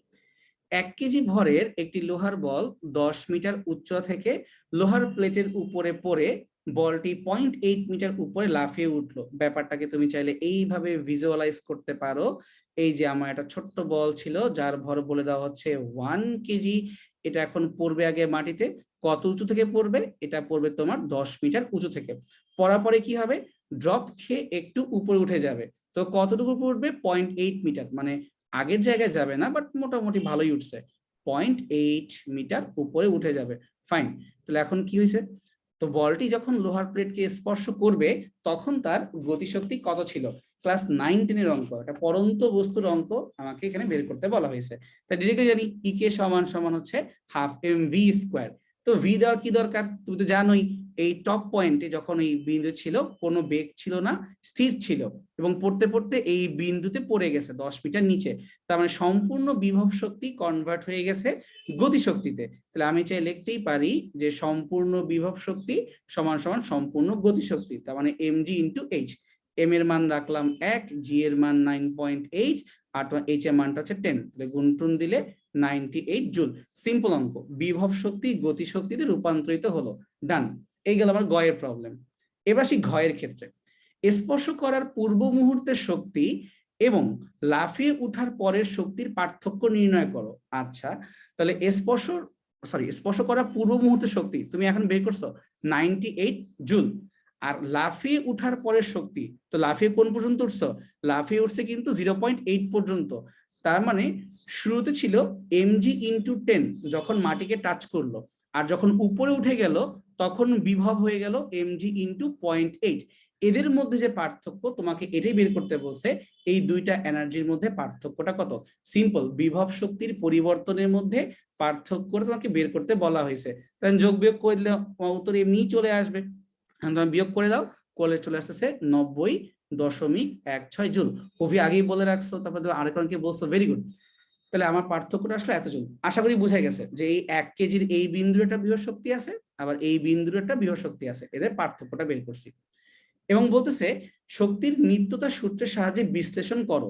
নর্মাল সেন্সে এটা হওয়া উচিত ছিল 10 মিটার উপর থেকে ফেলছি, ড্রপ খাওয়ার পরে 10 মিটার উপরেই উঠবে, কিন্তু এটা হয় নাই। কেন হয় নাই? তার মানে আমার কিছুটা শক্তি কিন্তু নষ্ট হয়ে গেছে। তোমরা আমাকে আন্দাজ করে বলো তো, যখন আমার হাত থেকে কোনো বস্তু ফেলি, ও যখন মাটিকে টাচ করে সে তো আর আগের জায়গায় পুরোপুরি ফেরত আসে না। কেন আসে না তোমাদের কি মনে হয়? বাস্তবে চোখে কি দেখছো? ধরো তোমার হাতে একটা তোমার প্লাস্টিকের বল আছে, একটা ফুটবল আছে, যাও তুমি ফুটবলটাকে ছেড়ে দিলা হাত থেকে নর্মালি, ও যখন মাটিকে স্পর্শ করবে তখন কি সাউন্ড হয় না? একটু মনে করে দেখো তো। বা একটা টেনিস বল তুমি ছেড়ে দিবা, একটা সাউন্ড হয়, খেয়াল করে দেখো, সাউন্ড কিন্তু হবে। ইভেন ওই জায়গাতে কিন্তু একটা তাপ শক্তি উৎপন্ন হয়, যদিও ওইটা আমরা ক্যালকুলেট করতে পারি না ইনস্ট্যান্ট, বাট একটা তাপ শক্তি উৎপন্ন হয়। ইভেন যদি বাতাস থাকতো, বাতাসের বাধাকেও কিন্তু আমার ক্যালকুলেট করা লাগতো। বাট আপাতত প্রশ্নে যেহেতু বাতাস নিয়ে কিছু নাই, আমরা বাতাস নিয়ে কথা বলবো না, কিন্তু এটা তো বলতে পারি তাপ শক্তি উৎপন্ন হবে, শব্দ শক্তি উৎপন্ন হবে, আরো অনেক প্রকারের লস আছে। তার মানে আমার টোটাল বিভব শক্তি আমি ফেরত পাবো না। তো এই জায়গায় শক্তির নিত্যতা কাজ করতেছে, বাট প্রবলেমটা হচ্ছে শক্তিটা রূপান্তরিত হয়ে গেছে তাপ এবং শব্দ শক্তিতে। সিম্পল এটুকুই। কোন বস্তুর উপরে এই বল প্রয়োগ করার ফলে 5 সেকেন্ডে তার স্মরণ ঘটে এইরকম। তাহলে এর উপর প্রযুক্ত বল দ্বারা কৃত কাজের মান নির্ণয় করো। একদম পিচ্ছি একটা অঙ্ক, ডিরেক্টলি ডাব্লিউ সমান সমান এফ এস কস থিটা, বা বলতে পারি ফোর্স এবং ডিসপ্লেসমেন্ট, এই দুইটা ভেক্টরকে তুমি ডট গুণ করে দাও, কোনো তো ঝামেলা নাই, একদম সোজা হিসাব। তো ডট গুণ কেমনে করে? প্রত্যেকটা সহগকে গুণ করে ফেলতে হয় এবং যোগ করতে হয়। তাহলে 5 10 50, তারপর তোমার হচ্ছে 10 × 6 মানে 60, এ পাশে 5 × 10 মানে তোমার হচ্ছে -50। বেসিক্যালি ডট গুণ করছি আর কিছুই না। তাহলে 60 জুল হয়ে গেল এই বস্তুর উপরে প্রযুক্ত বল দ্বারা কৃত কাজ কত। শেষ। এবার ঘয়ে আসি। 1000 ওয়াট ক্ষমতা এবং 30% দক্ষতার কোন যন্ত্রের সাহায্যে এই বস্তুটির 5 সেকেন্ড সময়ে একই রকম সরণ হবে কিনা তা নির্ণয় করো। তার মানে আমাকে যেহেতু ক্ষমতা এবং দক্ষতা বলেই দিছে, আমি এখান থেকে কিন্তু কৃতকাজটা বের করতে পারি। তাহলে আসো তো ডাইরেক্ট কৃতকাজ বের করি। কৃতকাজ বের করলেই বুঝতে পারবো যে 5 সেকেন্ড সময় একই রকম সরণ ঘটানো সম্ভব হবে কিনা। কাজ যদি বেশি হয়ে যায় তাহলে সরণটা বেশি হবে, আর কাজ যদি 60 জুলের সমান হয় তাহলে সরণটা সমান হবে, অথবা অন্য কিছু হবে। সো মেইন কথা হচ্ছে আমি কৃতকাজের মানটা বের করব এবং চেক দিব ওই মানটা 60 জুলের চেয়ে বড় হয়, সমান হয় নাকি ছোট হয়, এতটুকুই করব। তাহলে আমরা জানি পি সমান সমান ডাব্লিউ বাই টি, অথবা ডাব্লু সমান সমান পিটি। আমরা সবাই জানি পি এর মানটা ভুলেও 1000 বসানো যাবে না, তার কারণ এখানে আবার দক্ষতা একটা ভেজাল আছে। তাই আমরা জানি দক্ষতা সমান সমান ও যা করতে পারে ডিভাইডেড বাই যেটা করার কথা ছিল। তাহলে আমার এই পি আউটপুটটাই কিন্তু অ্যাকচুয়ালি মেন সূত্রের পি। তাহলে p divide by p in. তার মানে সোজা হিসাব 1000-কে 30% দিয়ে গুণ করতে হবে, তাইলে আমি পেয়ে যাব আমার পাওয়ারটা কত। তাহলে হচ্ছে 1000 হওয়া উচিত ছিল, কিন্তু কর্মদক্ষতা মাত্র 30%, তাই গুণ করলে পেয়ে যাব কতটুকু আউটপুট আমি পাচ্ছি। সাথে সময় দিয়ে গুণ করব, সময় তো প্রশ্নে বলেই দিছে 5 সেকেন্ড, তো দিলাম 5 দিয়ে গুণ। সুন্দর মতো কাটাকাটি করব, 3 5 15, তাহলে হয়ে গেল 1500 জুল। কোথায় 60 জুল আর কোথায় 1500 জুল, এত এর চেয়ে অনেক অনেক বেশি। তার মানে এখানে কৃতকাজের মানটা আগের কম্পেয়ারে অনেক বেশি। তার মানে আমার স্মরণ নিঃসন্দেহে এখানে যত বলা ছিল তার চেয়ে বেশি ঘটানো সম্ভব। শেষ, সিম্পল অঙ্ক, এর চেয়ে বেশি কিছু লেখার দরকার নেই। যেহেতু আমার ডাব্লুর মানটা বেশি, তাহলে স্মরণটাও হবে বেশি। একজন বলছে ভাই আরেকবার বলেন। ঠিক আছে, তো এখানে কি করব, এখানে আমরা গয়ে বের করলাম যে এই বল এবং স্মরণকে গুণ করলে কৃত কাজটা কত হয়। তো নর্মালি গুণ করে পেয়ে গেলাম আমি 60 জুল। আর ঘয়ের জন্য আমরা করলাম কৃত কাজ বের করতে হবে। সেটা কিভাবে করছি, আমরা আগে ইটা বা কর্মদক্ষতা বের করলাম। একটা কাজ করে লিখেই দেই, এখানে কর্মদক্ষতা ইটা সমান সমান কি 30% বা 30/100। আউটপুট পাওয়ার হচ্ছে পি, আর ইনপুট পাওয়ার তোমার হচ্ছে 1000 ওয়াট। এখন পক্ষান্তর করলে কি পাওয়া যায়, যে পি সমান সমান 1000 ইন্টু তার হচ্ছে 30%। তাহলে এই পাওয়ারটা আমার অ্যাকচুয়ালি ইফেক্টিভ হচ্ছে, বা এই পাওয়ার দিয়ে আমি কাজটা করব। তাহলে কৃতকাজ কিভাবে নির্ণয় করতে হয়, পাওয়ারের সাথে সময়কে গুণ করতে হয়। তাহলে এই পাওয়ারটাকে বসাই দিলাম এইখানে, ওই যে 1000 ইন্টু 30/100, আর সময়টা হচ্ছে 5 সেকেন্ড। কিভাবে, প্রশ্নে বলাই ছিল 5 সেকেন্ডের কথা, তো বসাই দিলাম আমি 5 সেকেন্ড। যেহেতু গ নির্ণয় করার সময় বলাই ছিল যে 5 সেকেন্ডেই এই পরিমাণে স্মরণ হয়, ঘয়ের ক্ষেত্রেও 5 সেকেন্ডেই স্মরণ হয়, সময় নিয়ে আমার কোনো মাথা ব্যথা নাই। তাই মেইন প্রবলেমটা হচ্ছে টোটাল কৃতকাজ। তাহলে আমার কৃতকাজ যদি আগে ছিল 60 আর এখন হয়ে গেল 60-এর বেশি, কৃতকাজ যেহেতু বেশি হয়ে গেছে, তার মানে কি স্মরণটা বেশি হওয়া উচিত। অর্থাৎ এই ফোর্সের মানটা আগেও যা ছিল এখনো তাই আছে, এটাকে আমরা চেঞ্জ করব না। ফোর্সের মানটা সেমই থাকলো, বা বলতে পারো কনস্ট্যান্ট থাকলো, কারণ প্রশ্নে কিছু বলে নাই। কিন্তু তাহলে 60 জুলের জায়গায় যদি 1500 জুল হতে হয়, তার মানে নিঃসন্দেহে তোমার স্মরণটাকে বেশি হইতে হবে, তাই না? মানে আমরা একটু উল্টা ক্যালকুলেট করলাম, কৃতকাজ বেশি হওয়া মানে এখানে স্মরণটাকে বেশি হতে হচ্ছে, তার কারণ আমরা ধরে নিচ্ছি এখানে ফোর্সটা কনস্ট্যান্ট ছিল। ঠিক আছে, আশা করি তোমার ক্লিয়ার হয়ে গেছে কি মিন করছি আমি। এবার আসি একটা পানিপূর্ণ কথাবার্তা। এই কুয়া দেখলে অনেকের মাথা খারাপ হয়ে যায় যে কুয়ার অঙ্ক কিভাবে করে বা কি না করে। কুয়ার অঙ্ক যথেষ্ট সোজা, শুধুমাত্র একটাই কথা, ভর কেন্দ্রের স্মরণ যদি এই ব্যাপারটা ক্লিয়ার থাকে তাহলে আর কোনো প্রবলেমই নেই। আসো কুয়ার অঙ্ক সলভ করি। তো বলতেছে একটি পানিপূর্ণ কূপের যে গভীরতা, এটা হচ্ছে তোমার জন্য 10 মিটার। কাজ করি, এই কুয়াটাকে আঁকি। ধরো এই যে আমার কুয়া, এটা সম্পূর্ণ পানি দ্বারা ভর্তি, তাহলে সম্পূর্ণ পানি কত, 10 মিটার। আর এটার ব্যাস কত বলছে, এটার ব্যাস আমাকে বলে দিছে 4 মিটার। তার মানে আমার ব্যাসার্ধ সমান সমান 2 মিটার। একটা পাম্প 20 মিনিটে এই কূপটাকে সম্পূর্ণ ফাঁকা করে ফেলতে পারে। বলো, এই কূপটির অর্ধেক পরিমাণ পানি উঠানোর পরেই পাম্পটি নষ্ট হয়ে যায়। তার মানে যেই পাম্পটা ওকে 20 মিনিটে সম্পূর্ণ ফাঁকা করতে পারে, সেই পাম্পটা সামহাও নষ্ট হয়ে গেছে। কখন নষ্ট হয়েছে, যখন এই কূপের অর্ধেক পরিমাণ পানি তোমার উঠানো হয়ে গেছে, মানে 50% কাজ যখন হয়েছে, তখন তোমার পাম্পটা নষ্ট হয়ে গেছে। তো এই কূপটি পানি শূন্য করার জন্য আর একটা নতুন পাম্পকে আনা হইলো। সেই পাম্প হচ্ছে আবার 80% এফিসিয়েন্ট, সেটা 15 মিনিটে এই পানিকে শূন্য করতে পারে। তাই প্রথম প্রশ্ন হচ্ছে, প্রথম পাম্পটি কত সময় পরে নষ্ট হয়েছিল। অঙ্ক অনেকভাবে বের করা যায়, আগে আমার এটা জানা দরকার প্রথম পাম্পের পাওয়ার কত ছিল, কারণ পি সমান সমান ডাব্লিউ/টি। আমাকে সময় বের করতে বসে, আমি তো পাওয়ারই জানি না, তবে আমরা করবো কেমনে। তাহলে এখন আসো আগে পাওয়ারটা বের করি। তাহলে এই কূপের যদি আমি টোটাল কৃতকাজ বের করতে চাই ডাব্লিউ, তাহলে সমান সমান কি হবে, এটা হবে m g into x. X কেন লিখলাম, এক্স কথার মানে হচ্ছে ভর কেন্দ্রের সরণ বা কতটুকু সরে গেল। আমি চাইলে এম এর পরিবর্তে রো ইন্টু ভি লিখতে পারি, জি ইন্টু এক্স থাকলো। তাহলে পানির ঘনত্ব কত, 1000। ভি মানে হচ্ছে আয়তন। এই কূপটা কি শেপ, এই কূপটা তোমার হচ্ছে একটা সিলিন্ডার শেপ, তাহলে এর আয়তনটা হচ্ছে পাই আর স্কোয়ার ইন্টু এইচ। এখানে থাকুক জি এর জায়গায় জি আর এক্স এর জায়গায় এক্স। তাহলে 1000 তো 1000, পাই তো পাই, ব্যাসার্ধ স্কোয়ার, ব্যাসার্ধ হচ্ছে আমার 2, 2 কে স্কোয়ার করলে হয়ে যায় 4, কোনো প্রবলেম নাই। এইচ এর মানটাকে আমি একটু পরে লিখতেছি, জি এর মানটা 9.8 রেখে দিলাম। তাহলে এখন লিখে নিই কাকে, এইচ এবং এক্স কে। তো চিন্তা করে দেখো তো এই এইচ কথার মানে কি, এই এইচ কথার মানে হচ্ছে তোমার সিলিন্ডারের আয়তন বের করার জন্য উচ্চতা। কিন্তু এই উচ্চতাকে কি কাজে হেল্প করতেছে, এই উচ্চতা আমাকে এই পানির ভর নির্ণয় করতে হেল্প করতেছে। অর্থাৎ যতটুকু পানি আমি ফেলে দিব তার উচ্চতাই হচ্ছে এই ছোট হাতের এইচ। তাহলে আমি প্রথমে যে ইউজ করব সেই ক্লুটা হচ্ছে আমি সম্পূর্ণ কুয়াটাকে ফাঁকা করব। তাহলে সম্পূর্ণ কুয়ার যে গভীরতা সেটি কি আমার এইচ হওয়া উচিত না? তার কারণ এখন আমি সম্পূর্ণ কুয়াটাকেই ফাঁকা করে ফেলবো। তো এই কুয়ার যে গভীরতা এটা হচ্ছে 10 মিটার, এবং আমি 10 মিটার সমান পানিকেই ফেলে দিব, কাউকেই বাদ রাখবো না। অনেকে তো ভাবতেছো ভাই সম্পূর্ণ পানি কেন ফেলবেন, একটু পরে বলতেছি, আপাতত বিশ্বাস করো আমি সম্পূর্ণ কুয়াটাকেই ফাঁকা করব। তাই সম্পূর্ণ কুয়াতে যতটুকু গভীর পানি আছে সম্পূর্ণ পানির উচ্চতাকে দিয়ে আমি বের করে ফেলতে পারবো যে এই পানিটার ভর কত। এই জন্য ছোট্ট হাতের এইচ এর মানটা হচ্ছে আমার জন্য 10। বাট এই পাশে দেখো জি এর পাশে ছোট্ট হাতের এক্স আছে, এবং আমি আগেই বলছিলাম এই এক্স কথার মানে হচ্ছে ভর কেন্দ্রের সরণ, অথবা তোমার এই পানিটা কতটুকু সরবে সেটা আমরা নির্ণয় করব। অনেকে গড় করে বের করে, গড়ও করতে পারো, প্রবলেম নাই।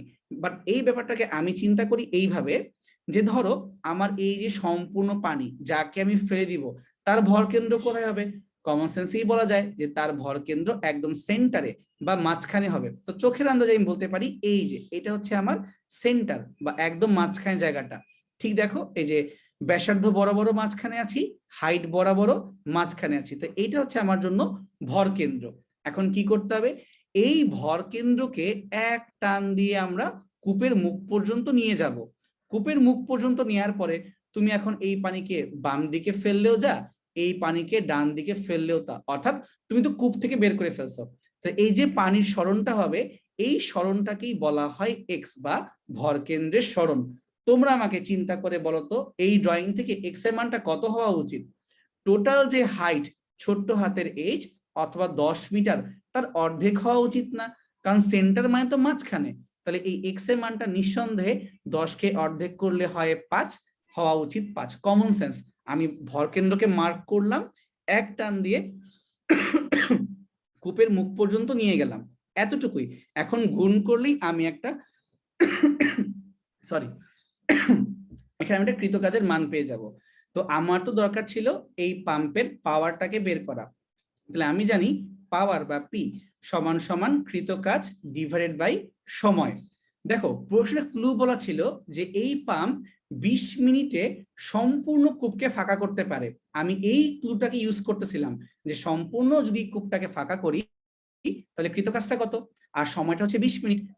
ডাব্লু তুমি এই যে উপরে মান থেকে বের করতে পারবা, আর সময় তোমার হবে 20 মিনিট, মিনিট বলতে 20 × 60 সেকেন্ড। এই কাটাকাটি করলে আমি সুন্দর মতো পেয়ে যাব যে আমার পাম্পের ক্ষমতা কত। তাহলে 5.13 কিলোওয়াট এরকম একটা মান দেখো আসবে। আমাকে ফারহান অলরেডি বলে রাখছো, ত্রিশও আগে বলে রাখছো, হ্যাঁ ঠিক আছে 5.13 কিলোওয়াট মানটা মিলে গেছে। তো আমি কি করলাম, আমি বের করলাম যে যদি আমার এই পাম্পটা 20 মিনিটে সম্পূর্ণ কুয়া ফাঁকা করতে পারে তাহলে এই পাম্পের পাওয়ারটা কত। তাহলে এই পাম্পের পাওয়ারটা হচ্ছে 5.13 কিলোওয়াট। কিন্তু এবার একটা ঝামেলা পাকাবে। কি ঝামেলা পাকাবে? সে হচ্ছে কূপটা অর্ধেক পানি উঠানোর পরেই নষ্ট হয়ে গেছে। তাহলে কত সময় পরে নষ্ট হয়ে গিয়েছিল এটা বের করতে হবে। তাহলে আমি আবারও যেই সূত্র ইউজ করব এটা হচ্ছে তোমার পি সমান সমান ডাব্লিউ ডিভাইডেড বাই টি। কিন্তু এইবার কৃতকাজ কিন্তু আর সম্পূর্ণ হবে না, কুয়াটাকে অর্ধেক ফাঁকা করব, তাহলে এখন টাইমটাও হবে অর্ধেক।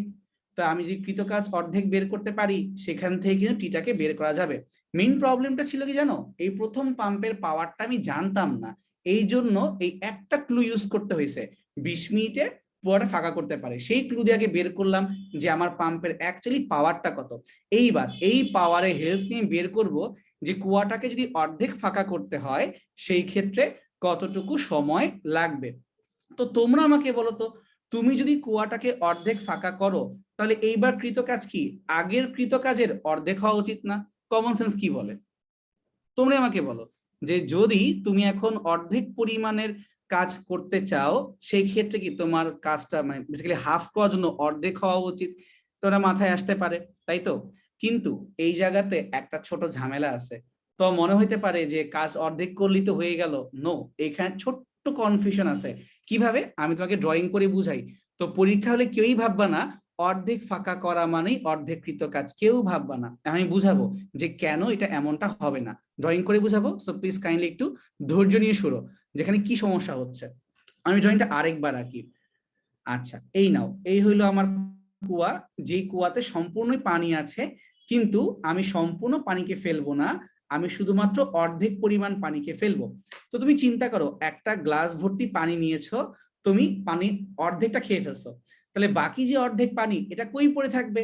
বাকি অর্ধেক পানি তোমার গ্লাসের নিচে এখানে পড়ে থাকবে, মানে জমা হয়ে থাকবে, যাকে আমি টাচ করতে পারবো না, থাকুক পড়ে। শুধুমাত্র এই উপরের যে অর্ধেক পানি, এই যে গ্লাসের যে অর্ধেক পানি বা উপরের অর্ধেক, এই পরিমাণ পানি কিন্তু তুমি খেয়ে ফেলছো। তা চিন্তা করতে পারি না যে আমার কূপ যখন অর্ধেক পানিকে সরাবে, সে কিন্তু শুধুমাত্র উপরের পানিকে সরাবে, তার কারণ বাকি পানি কোথায় পড়ে আছে?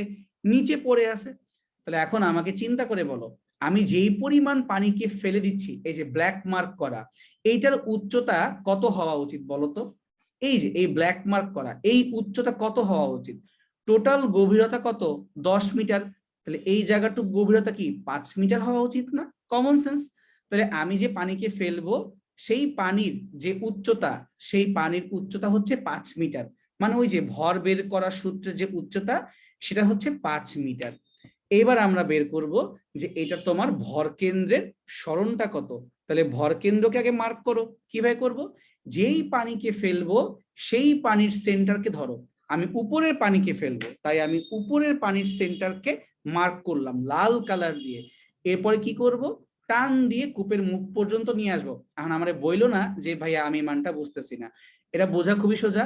5কে অর্ধেক করো, তাহলে 5কে অর্ধেক করলে কত হয়? 2.5, বা তোমার হয়ে যাবে অর্ধেক। আমাকে অনেকেই বলতেছো ভাই 7.5 হবে না। ভাই 7.5 হবে না। তার কারণ তুমি কূপের অর্ধেক পরিমাণ পানিকে ফেলবা, অর্থাৎ উপরের অর্ধেক পানি তোমার সরে যাবে। সো উপরের অর্ধেক পানি সরতে হয়, 5কে অর্ধেক করলে 2.5 হয়। আশা করি বুঝতে পারছো। নিচের পানিকে টাচ তুমি করতে পারবো না, ও তো পড়ে থাকবে, ওখানে কি করবো? সবাই কি বুঝতে পারছি? তাহলে ডাব্লু প্রাইম যেটাকে ভাঙতে হয়, তো এই সূত্র কি আসবে? এ তোমার হবে 1000 ঘনত্ব ইন্টু পাই আর স্কোয়ার এইচ। এইচ এর মানটা হচ্ছে যতটুকু পানি তুমি ফেলতে চাও। তুমি উপরের 5 মিটারের পানিকে ফেলতে চাও, তো পাই আর স্কোয়ার এইচ, এইচ মানে হচ্ছে 5। তার সাথে গুণ করব আমরা জি, জি মানে হচ্ছে 9.8, এবং তার সাথে কি গুণ করব আমরা? সরণকে গুণ করব, যে পানি কতটুকু সরে গেল। ড্রয়িং থেকেই বোঝাচ্ছে এখানে এক্স এর মানটা হচ্ছে 2.5।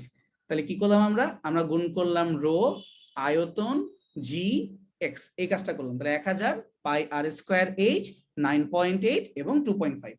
এখন গুণ করলে যা মন চায় আসুক, আমার কোনো মাথা ব্যথা নাই। কিন্তু আমি ভুলেও বলবো না যে আমার কৃত কাজটা অর্ধেক হবে। আমি অঙ্ক করে দেখবো, যা আসার আসবে, আমি এত মাথা ঘামাবো না। আর এই পি এর মানটা কত? একটু আগে বের করে আসছিলাম আমরা, 5.13 কিলোওয়াট। তাহলে বলতে পারি এখানে চাইলে 5130 ওয়াট সমান সমান কৃতকাজের মান তো বের করতেই পারবে যে লাল কালার দিয়ে। তাহলে বাদ গেল কে? বাদ গেল তোমার একমাত্র এই টি প্রাইম।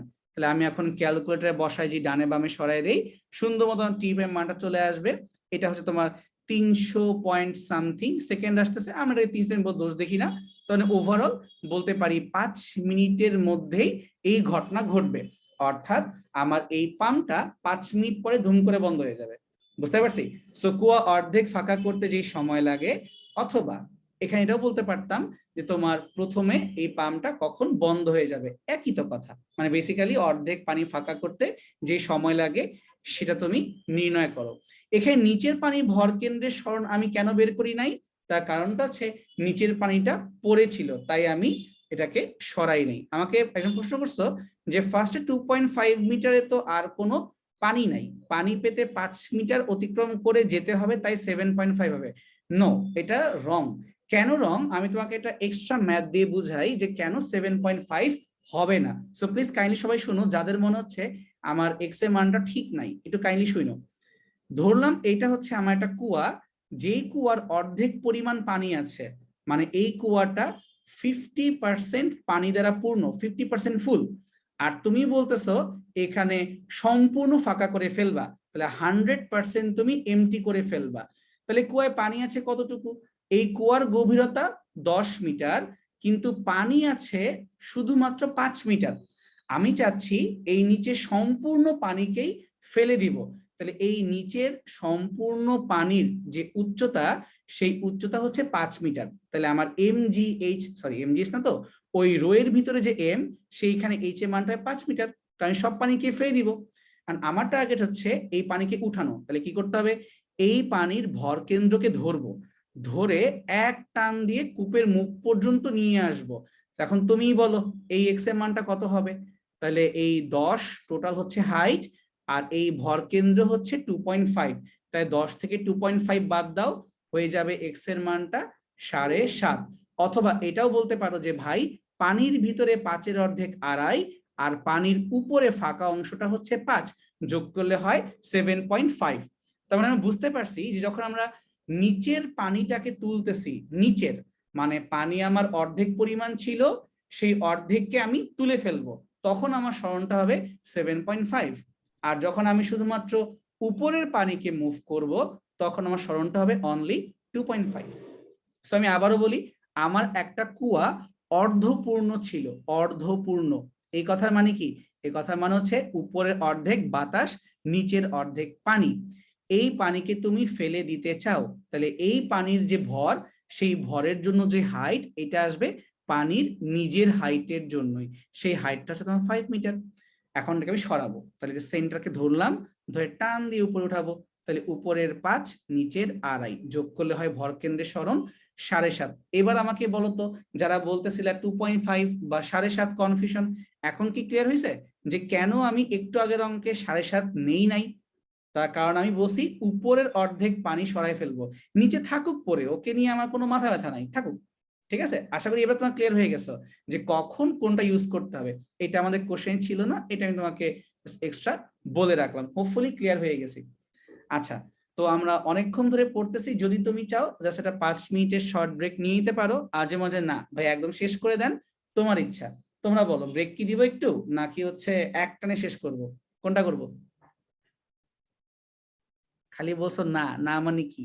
আচ্ছা 5 মিনিট ব্রেক, ঠিক আছে বুঝতে পারছি। এখন বাজে তোমার কত, 9টা 2।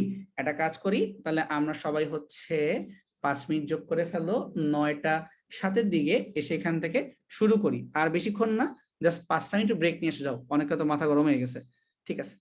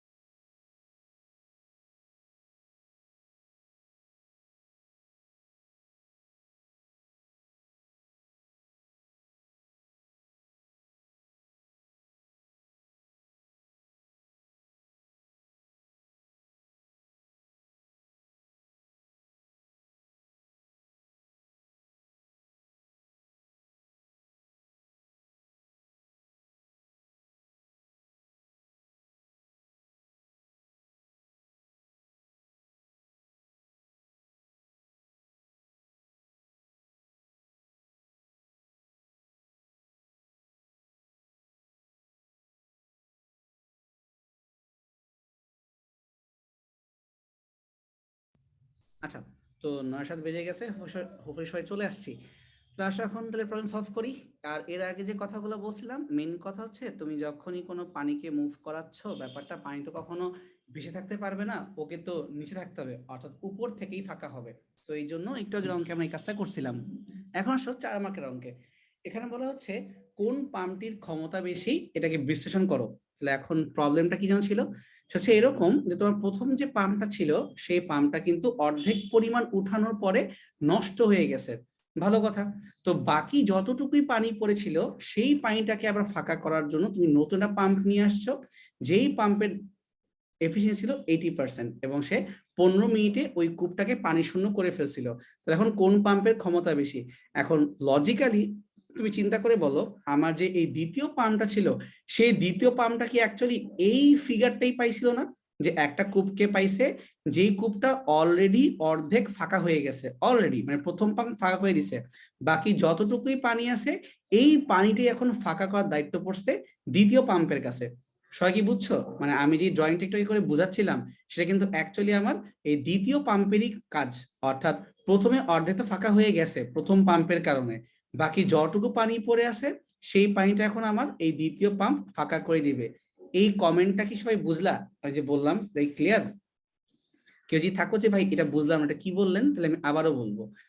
এটা হচ্ছে প্রথমটা তো অর্ধেক পরিমাণ ফাঁকা করে নষ্ট হয়ে গেল, বাকি যা ছিল ওই বাকি পানিটুকুকে ফাঁকা করার জন্য তোমার আরেকটা নতুন পাম্প লাগলো। তাহলে আমি যে বলি এই কুয়াটা অর্ধপূর্ণ ছিল, এটাকে ফাঁকা করতে দ্বিতীয় পাম্পকে আনছি, একই তো কথা, কোন তো পার্থক্য নাই, সেম জিনিস। তাহলে আমি এইচ এর মানও জানি, আমি এক্স এর মানও জানি, আমাকে বের করে দেখতে হবে কোনটির ক্ষমতা বেশি। তাহলে আসো ক্ষমতা বের করি। তাহলে ক্ষমতা বের করতে হলে কৃত কাজ ডিভাইড বাই টাইম, এটা করতে হবে। তাহলে কৃত কাজ কিভাবে আসবে? 1000 ইন্টু হচ্ছে পাই আর স্কোয়ার ইন্টু এইচ। এইচ এর মানটা কি হবে? নিচের অর্ধেক, তার মানে তোমার হচ্ছে 5 ইন্টু হচ্ছে জি 9.8, তার সাথে গুণ হবে তোমার এক্স। এইবার ভর কেন্দ্রের সরণ হবে 7.5। এই গেল। তাহলে এম জি এইচ ফর্মুলা, বা বলতে পার সিম্পলি আমি এখানে রো সমান এম ভি দিয়ে করে ফেলছি। এই পুরা মানটাকে ভাগ করতে হবে টাইম দিয়ে। তো প্রশ্নে বলেই দিছে 15 মিনিটে এই ঘটনা ঘটাতে পারে। তাহলে 15 মিনিটকে আমরা অবশ্যই সেকেন্ডে কনভার্ট করব এবং কাটাকাটি করব, এবং কাটাকাটি করে দেখো এই মানটাও আমার সামহাও আগের মানটাই আসছে 5.13 কিলোওয়াট, অর্থাৎ দ্বিতীয় পাম্পের ক্ষমতাও সেম টু সেমই আসছে। ঠিক আছে, এখানে কোনো চেঞ্জ আসছে না, সেম আসছে, আসুক, আসতেই পারে, কোনো প্রবলেম নাই। এখানে কেউ ভুলেও বললো না যে ভাই এইচ এর মানটা 10 কেন হবে না। 10 হবে না তার কারণ তোমার পাম্পটা তো অর্ধেক ফাঁকা হয়ে গেছে, প্রথম পাম্প তোমার কিন্তু নামাই দিছে। কথা বুঝতে পারছি? প্রথমবার যদি তোমাকে নামায় ফেলে তাহলে কিন্তু সেই ক্ষেত্রে তোমার এই ঘটনাটা ঘটবে। আশা করি বুঝতে পারছো। আচ্ছা, তো এখন আমাকে বলতেছো যে ভাই এখানে তো দ্বিতীয় পাম্পটি 80% বলছে। আচ্ছা, 80% বলছে, ভালো কথা, তুমি একটু লজিক্যালি ভাবো তো, ও সত্যি অর্থে যেই পরিমাণের কৃতকাজ করে সেই কৃতকাজের মানটা কত? এই যে 1000 পাই আর স্কোয়ার 59.87.5, আর এই মানটাকে আমি অ্যাকচুয়াল টাইম দিয়ে ভাগ করলাম। তাহলে আমি যে ক্ষমতাটা পাচ্ছি এটা কি অ্যাকচুয়াল ক্ষমতা, এটাকে আউটপুট হিসেবে আমি বলতেছি, আমি কিন্তু ইনপুট বলি নাই। তাহলে এখনই বলো যে পাম্পের গায়ে কত লেখা ছিল বা পি ইনপুটটা কত, সেটা বের করতে গেলে আমি এখন ইউজ করব আমার কর্মদক্ষতাটা।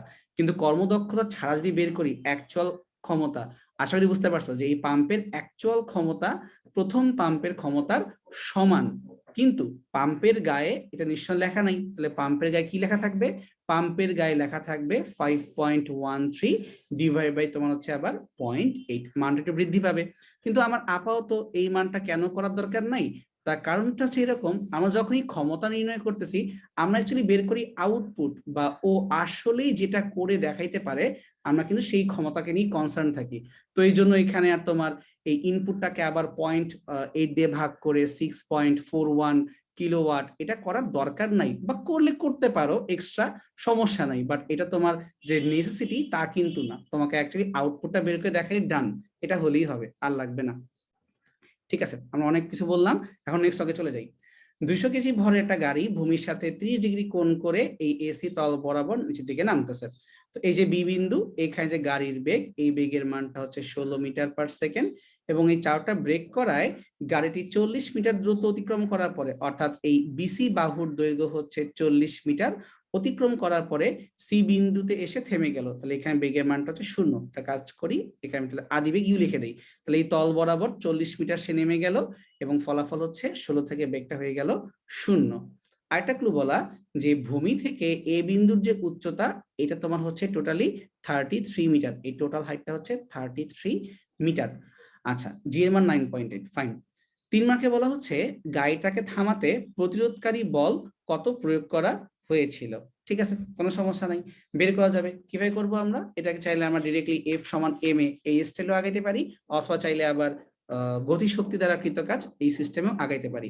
তবে চিন্তা করে দেখো, এই তল বরাবর গাড়ির কিন্তু একটা ওজনের উপাংশ কাজ করে, এটা কিন্তু আমরা জানি যে তল বরাবর কাজ করে এমজি সাইন থিটা। আশা করি মনে আছে যে একটা তল যদি থিটা কোণে বাঁকানো থাকে তখন তার ওজন তল বরাবর কাজ করে এমজি সাইন থিটা। তো চিন্তা করে দেখো, এই বস্তুটা বা এই গাড়িটাকে যদি বলি আমি এইভাবে, ওর নিচের দিকে ওজনের মানটা হচ্ছে এম জি সাইন থিটা, আর ওকে থামায় দেওয়ার জন্য গতির বিপক্ষে একটা বল কাজ করতেছে বা প্রতিরোধকারী বল কাজ করতেছে। তারপর এই দুজন কাটাকাটি হয়ে ফাইনে তার বেগটা হয়ে গেল 0। তাহলে আমি বলতে পারি এই বাধানকারী বল দ্বারা কৃত কাজ কি হবে? F minus m g sine theta into s, মানে বাধানকারী বল দ্বারা কৃত কাজ। আমি এফ বাধানকারী বল দিলাম, কিন্তু আমার বিপক্ষে ওজনটা কাজ করতেছে, তাই এই জন্য f minus m g sine theta into s হচ্ছে কৃত কাজ। আর এই কৃত কাজ সমান হচ্ছে আবার গতিশক্তির পরিবর্তন, তার মানে হাফ এম ভি স্কোয়ার, গতিশক্তির পরিবর্তন। এটা করলে হয়ে গেল। এখন অ্যাকচুয়ালি এখানে তোমার এই মাইনাস টার্মটাকে আর নেওয়ার দরকার নাই, তার কারণ আমরা কৃত কাজের ক্ষেত্রে বুঝতেই পারতেছি যে ইকুয়াল হয়ে যাবে। তাহলে আমার এই এফ মানটা কি বের করতে বলতেছে? এফ আমি জানি না, এম কত? এম তোমার হচ্ছে 200 কেজি, জি এর মান তোমার হচ্ছে 9.8, সাইন থিটা মানে তোমার হচ্ছে সাইন 30 ডিগ্রি। পুরা মানটাই গুণ করতে হবে কি দিয়ে? পুরা মানটাই গুণ করতে হবে এস দিয়ে। তো তল বরাবর তুমি 40 মিটার নিচে নেমে গেছো, সমান সমান হাফ ইন্টু এম, এম মানে আবারও 200, আর ভি স্কোয়ার মানে কোনটা? তোমার আগে যে আদি বেগটা ছিল বা তোমার হচ্ছে 16 স্কোয়ার, তাহলে লিখতে পারি 16 স্কোয়ার। কারণ এখান থেকেই তুমি ক্যালকুলেটর ইউজ করবা, হাতের ডানে বামে ঘুরাই দিবা, অটোমেটিক্যালি এফ এম মানটা চলে আসবে 1620 নিউটন, অর্থাৎ আমার বাধানকারী বলের মান ছিল 1620 নিউটন। যারা এই ব্যাপারটা বুঝি নাই, আছে এইরকম, আমি দুইটা কৃত কাজ বের করতেছি। একটা হচ্ছে এই বাধানকারী বল দ্বারা কৃত কাজ সমান সমান এই বস্তুর যে গতিশক্তির পরিবর্তন হলো, সেই গতিশক্তির পরিবর্তন দ্বারা কৃত কাজ। তাহলে এই গাড়িটার আগে বেগ ছিল হাফ এম ইউ স্কোয়ার এবং তারপরে বেগটা হয়ে গেল তোমার 0, তাই সেই ক্ষেত্রে শক্তি তোমার হচ্ছে 0। তো আদি বেগের জন্য গতিশক্তি হাফ এম ইউ স্কোয়ার, আর ব্রেক করার পরে কোনো গতিশক্তি থাকে না, তাহলে হচ্ছে 0। তো আমরা জানি যে কোনো বল দ্বারা কৃত কাজ হচ্ছে প্রয়োগকৃত বল ইন্টু অতিক্রান্ত দূরত্ব। তাহলে আমার বাধানকারী বলের মানটা ছিল এফ, যেটা কাজ করতেছে উপরের দিকে, তার কারণ গতি নিচের দিকে, তাহলে ব্রেক বা ঘর্ষণ কাজ করবে উপর দিকে, বা বাধানকারী বলটা কাজ করবে উপর দিকে। কিন্তু আমার তো গাড়ির একটা ওজনের উপাংশ আছে, সেই ওজনের উপাংশটা হচ্ছে তল বরাবর এমজি সাইন থিটা। তাহলে আমি দিলাম ব্রেক বা বাধানকারী বল এফ, আমার বিপক্ষে কাজ করলো এমজি সাইন থিটা, তাহলে লব্ধি বলটা হয়ে গেল বিয়োগফল। তাহলে কৃত কাজ হচ্ছে প্রয়োগকৃত বল বা লব্ধি বল ইন্টু অতিক্রান্ত দূরত্ব। আর তল বরাবর তুমি যখন বি থেকে সি পর্যন্ত নেমে আসলা, তখন তোমার এটা হচ্ছে 40 মিটার। তো গুণ করলে শূন্যতা মানটা চলে আসলো 1620। এখন এখানে অনেকে যে কাজটা করে, এই মাইনাসটাকে ভুলে ওই পাশে পক্ষান্তর করলে কিন্তু আবার প্লাস চলে আসে, এই কাজটা আমরা করবো না। এখানে যা করছি আমি ঠিক আছে, কোনো প্রবলেম নাই, অঙ্কটা ঠিক আছে। এই টাইপের একটা অঙ্ক তুমি পাবা ইয়াতে, ইসাক স্যারের বইও একটা অঙ্ক আছে এই টাইপের, সলভ করে দেওয়া, এটা বোর্ডেই আসছিল, এটা একটা অঙ্ক আমি ভুলে গেছি কত সালে, বাট বোর্ডে আসছিল। ফাইন, তো আমরা এখানে গতিশক্তি পরিবর্তন দ্বারা কৃত কাজ বের করে ফেলছি। চাইলে আবার আমি এখানে ত্বরণ দিয়েও করতে পারতাম, যে আমার এখানে তল বরাবর ত্বরণটা নির্ণয় করব বা মন্দনটা নির্ণয় করব, তারপরে আবার জি সাইন থিটা এই ত্বরণটাকেও নিয়ে নিব। কিন্তু কি বিয়োগ করা যাবে না, এদের দুইজনকেই যোগ করতে হবে। বিয়োগ করলে 340 আসবে, বিয়োগ করা যাবে না, এখানে যোগই করতে হবে। যোগ করলে 1620 নিউটন এটা আসবে। এবার আমরা 4 মার্কের প্রবলেমে, যে এই এসি তল বরাবর যে গাড়িটা এ থেকে বি বিন্দুতে যাচ্ছে, সেখানে যান্ত্রিক শক্তি সংরক্ষণশীলতা নীতি পালন হয় কি হয় না চেক দিয়ে দাও। তাহলে এ বিন্দু, এটা হচ্ছে তোমার মাটি থেকে টোটাল 33 মিটার উচ্চতায়, সর্বোচ্চ বিন্দুতে কি থাকে? থাকে শুধুমাত্রই তোমার বিভব শক্তি। তাহলে এই বিন্দুতে টোটাল এনার্জি সমান সমান হচ্ছে mg ইন্টু এইচ, এইচ মানে 33 মিটার উচ্চতা। এখানে আর কিছু নাই, তাহলে গুণটুন করলে পেয়ে যাচ্ছি 64.68 কিলো জুল। যে এ বিন্দুতে আমার শুধুমাত্র এতটুকুই বিভব শক্তি কাজ করতেছে। এখন তুমি যখন বি বিন্দুতে আসলা, মানে এই বিন্দুটা বলতে পারি, সেইখানে কিন্তু একটা বেগ ছিল, প্রশ্নে বলাই ছিল বেগের মান ছিল 16। তার মানে বি বিন্দুতে আমার বিভব এবং গতি দুইটাই থাকবে, mgh প্লাস হচ্ছে half m v square. M এর মান তুমি জানো, আর কাজ করো, এম বসাচ্ছি না, এমজি রাখলাম। এই যে মানটা কত, এই যে মানটা কিন্তু হচ্ছে এতটুকু জায়গা, এই যে এই জায়গা দেখো আমি যে ডার্ক করলাম, এই জায়গাটা তোমার জন্য হচ্ছে এইচ।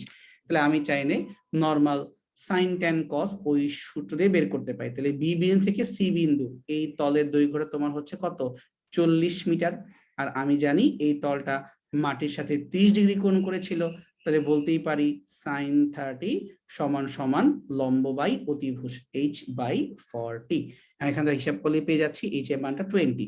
তার মানে এই বি বিন্দু মাটি হতে 20 মিটার উচ্চতায়, plus half m v square. আগেই বলা ছিল প্রশ্নে যে বি বিন্দুতে বেগের মানটা হচ্ছে 16, তাহলে 16 স্কোয়ার। এখন যোগ বিয়োগ করে মানটা বসায় দেখবো কত আসে। তাহলে মানটা বসালে চলে আসতেছে 64.8 কিলো জুল।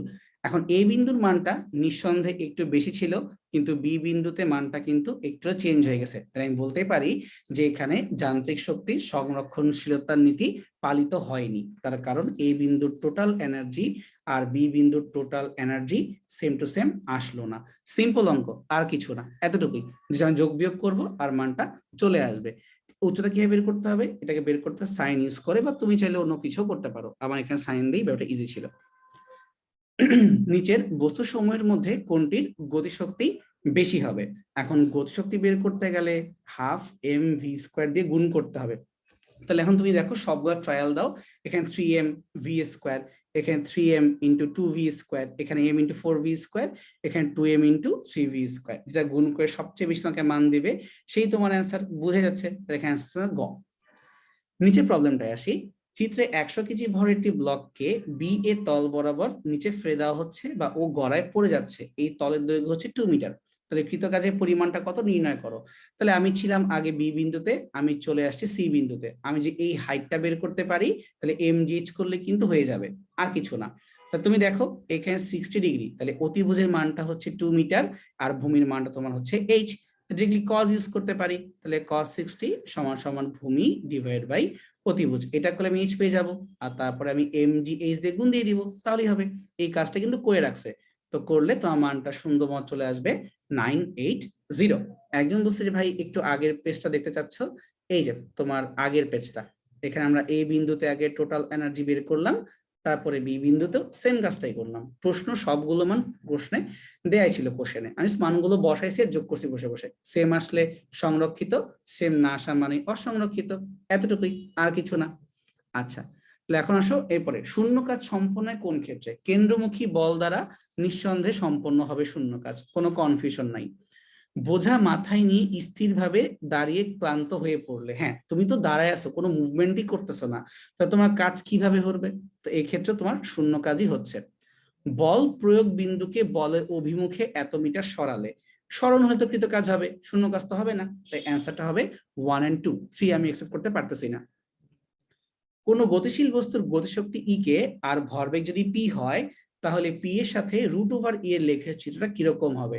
তাহলে আমি জানি ই কে সমান সমান পি স্কোয়ার বাই 2m। তো বলছে তুমি এটাকে ই হিসেবে চিন্তা করো। তো এখন বলতেছে আমি এটার গ্রাফ আঁকবো, যেখানে পি বনাম রুট ই এটাকে আঁকতে হবে। তার মানে আমি যদি রুট করে দেই, তাহলে p divided by root over 2m সমান সমান রুট ওভার ই, বা পক্ষান্তর করলে পি সমান সমান রুট ওভার ই ইন্টু রুট ওভার 2m। কোন বস্তুর ভর নিঃসন্দেহে তোমার একটা কনস্ট্যান্ট, তাহলে পি সমান সমান কোনো একটা কনস্ট্যান্ট ইন্টু হচ্ছে রুট ওভার ই। তাহলে এই গ্রাফটা কেমন হওয়া উচিত? ওয়াই সমান সমান কনস্ট্যান্ট ইন্টু এক্স। তাহলে ওয়াই সমান সমান mx, এটা কেমন টাইপের জিনিস? ওয়াই সমান সমান mx, এটা তোমার হবে সরল রেখা বা মূল বিন্দুগামী সরল রেখা। তাই অ্যান্সারটা হবে এখানে সরল রেখা। কোন বস্তুকে 45 ডিগ্রি কোণে এবং ই গতিশক্তি নিক্ষেপ করা হলে সর্বোচ্চ বিন্দুতে বিভব শক্তিটা তোমার কত হবে? আমরা কিন্তু খুব ভালো মতো জানি যে যখন তুমি কাকে ছুঁড়ে মারতেছো, সর্বোচ্চ বিন্দুতে তা কিন্তু কোনো গতিশক্তি আর থাকে না, নর্মাল সেন্সে জানি, বাট প্রবলেমটা হচ্ছে এটাকে 45 ডিগ্রি কোণে নিক্ষেপ করা হয়েছে, অর্থাৎ এটা তোমার প্রাসের মতো এইভাবে বিহেভ করবে। তাই সর্বোচ্চ বিন্দুতে যা থাকবে না এটা হচ্ছে উলম্ব উপাংশ থাকবে না, কিন্তু তোমার তো আনুভূমিক উপাংশ থাকবে, আর আনুভূমিক উপাংশের মানটা হবে আদিবেগ যাই ছিল সেই আদিবেগের cos থিটা বা cos 45। তাহলে এখন নিঃসন্দেহে এই জায়গাতে তোমার একটা টোটাল এনার্জি বের করতে হবে। আমি এখান থেকে বের করতে পারবো হাফ এম ভি স্কোয়ার দিয়ে। তা আমি যখন মাটি থেকে ছুঁড়ে মারছিলাম তখন আমার টোটাল এনার্জি ছিল ই, যখন সর্বোচ্চ উচ্চতায় পৌঁছাইলাম তখন আমার একমাত্র গতিশক্তি হবে half m v square. V মানে হচ্ছে ইউ কস 45 ডিগ্রি স্কোয়ার, অর্থাৎ আনুভূমিক উপাংশের স্কোয়ার। নর্মাল সেন্সে বলতে পারতা যে সর্বোচ্চ বিন্দুতে কোনো বেগ থাকে না, কিন্তু অ্যাকচুয়ালি বলা যাবে না, অ্যাঙ্গেল করা তো উলম্ব বেগ থাকবে না, কিন্তু এক্স অক্ষের বেগ থাকবে। তাহলে আমি ক্যালকুলেট করে ফেলি, এখান থেকে চলে আসবে আমার হাফ এম ইউ স্কোয়ার আর তার সাথে তোমার cos 45 স্কোয়ার। তাহলে কাটাকাটি করে দেখো যে সিম্পলি হাফ চলে আসবে, কারণ 1/√2, তাহলে ভি স্কোয়ার বাই 2, বা বলতে পারি আমার 1/2 থেকে আরেকটা 2, 1/4 এম ইউ স্কোয়ার। তাহলে আমি যখন ছুঁড়ে মারছিলাম তখন ছিল আমার হাফ এম ইউ স্কোয়ার, আর টপ পয়েন্টে তোমার চলে আসতেছে 1/4। এখন তুমি যে ই থেকে 1/4 কে বাদ দিয়ে দাও, তাহলে সুন্দর মতো পড়ে থাকতেছে 3/4। শেষ, তুমি যোগ বিয়োগ করবা, অটোমেটিক তোমার অঙ্কটা হয়ে যাবে। এখানে ঝামেলা করা কিছু নাই, শুধু মনে রাখতে হবে যে ভাই ভি ওয়াই মানটাকে তোমার 0 করতে হবে, এটাকে ভুলে গেলে কিন্তু খবর আছে, এই কাজটা করা যাবে না। ঠিক আছে, একটি বন্দুকের গুলি কোনো দেয়ালের মধ্যে 0.04 মিটার প্রবেশ করার পরে অর্ধেক বেগ হারায়, দেয়ালের মধ্যে আর কতটুকু প্রবেশ করবে? এই অঙ্কটাকে আমরা অনেক ভাবে করতে পারি, চাইলে এইভাবে করতে পারো যে ধরো এটা তোমার হচ্ছে একটা দেয়াল, তোমার এই গুলিটা একটা ইউ বেগ নিয়ে আসছিল, এতটুকু প্রবেশ করার পরে, অর্থাৎ এখান থেকে 0.04 মিটার প্রবেশ করার পরে অর্ধেক বেগ হারায়, অর্থাৎ এই পয়েন্টে বেগটা তোমার হয়ে যায় u/2। ও ফার্দার আরো কতটুকু ভিতরে যাবে এটাই বের করতে হবে। তো ধরলাম ফার্দার আরো এতটুকু ভিতরে যাবে, এবং সাপোজ তোমার ওটা হচ্ছে আরো এক্স মিটার ভিতরে যাবে। তো যেতে যেতে যখন এই বিন্দুতে আসবে তখন কিন্তু ওর আর কোনো বেগ থাকবে না, শূন্য হয়ে যাবে। তাহলে একবার আমরা প্রথম ক্ষেত্রে এতটুকু জায়গার জন্য গতিসূত্র ইউজ করব, তারপর আবার দ্বিতীয় ক্ষেত্রে এতটুকু জায়গার জন্য গতিসূত্র ব্যবহার করব। কোনটা ইউজ করব? ভি স্কোয়ার সমান ইউ স্কোয়ার প্লাস 2as, না তুমি মাইনাস দিয়েও করতে পারো, একটা মন্দন বের হয়ে যাবে, ওই মন্দনটাকে ইউজ করেই আমি পরবর্তীতে এক্স এর মানটাও বের করতে পারি। ক্লাস 9-10 থেকে অঙ্কটা করে আসতেছি। অথবা আমি চাই ডিরেক্টলি এটাও করতে পারি, এটা কিন্তু একটু আগে বলে আসছিলাম, মনে আছে? প্রয়োগকৃত বল ইনটু অতিক্রান্ত দূরত্ব সমান সমান গতিশক্তির পরিবর্তন, ওই যে গাড়ির অঙ্কে করছিলাম, মনে করে দেখো তো। তাহলে বাধাদানকারী বল ইনটু অতিক্রান্ত দূরত্ব এফ এস সমান সমান হাফ এম আদি বেগ স্কোয়ার মাইনাস হচ্ছে শেষ বেগ স্কোয়ার। গাড়ির অঙ্কে শেষ বেগটা ছিল 0, আর এখানে 0 না হয়ে এই যে u/2, সো u/2 কে স্কোয়ার করলে u²/4 হয়। তার মানে বাধাদানকারী বল দ্বারা কৃত কাজ সমান সমান হচ্ছে গতিশক্তির পরিবর্তন দ্বারা কৃত কাজ। এই কনসেপ্ট দিয়ে অঙ্কটা করে ফেলছে, ইজি হয়ে গেছে। আর যদি মনে হচ্ছে না ভাই আমি বুঝি না যোগ বিয়োগ করা, আমি 9-10 এর মতো বুঝি, তা ঠিক আছে, 9-10 অঙ্ক যেভাবে করতাম আমরা নরমাল সূত্র দিয়ে, আমরা ওইভাবেই গতির সূত্র দিয়ে ব্যাপারটা করে ফেলবো। হোপফুলি তোমরা বুঝতে পারছো।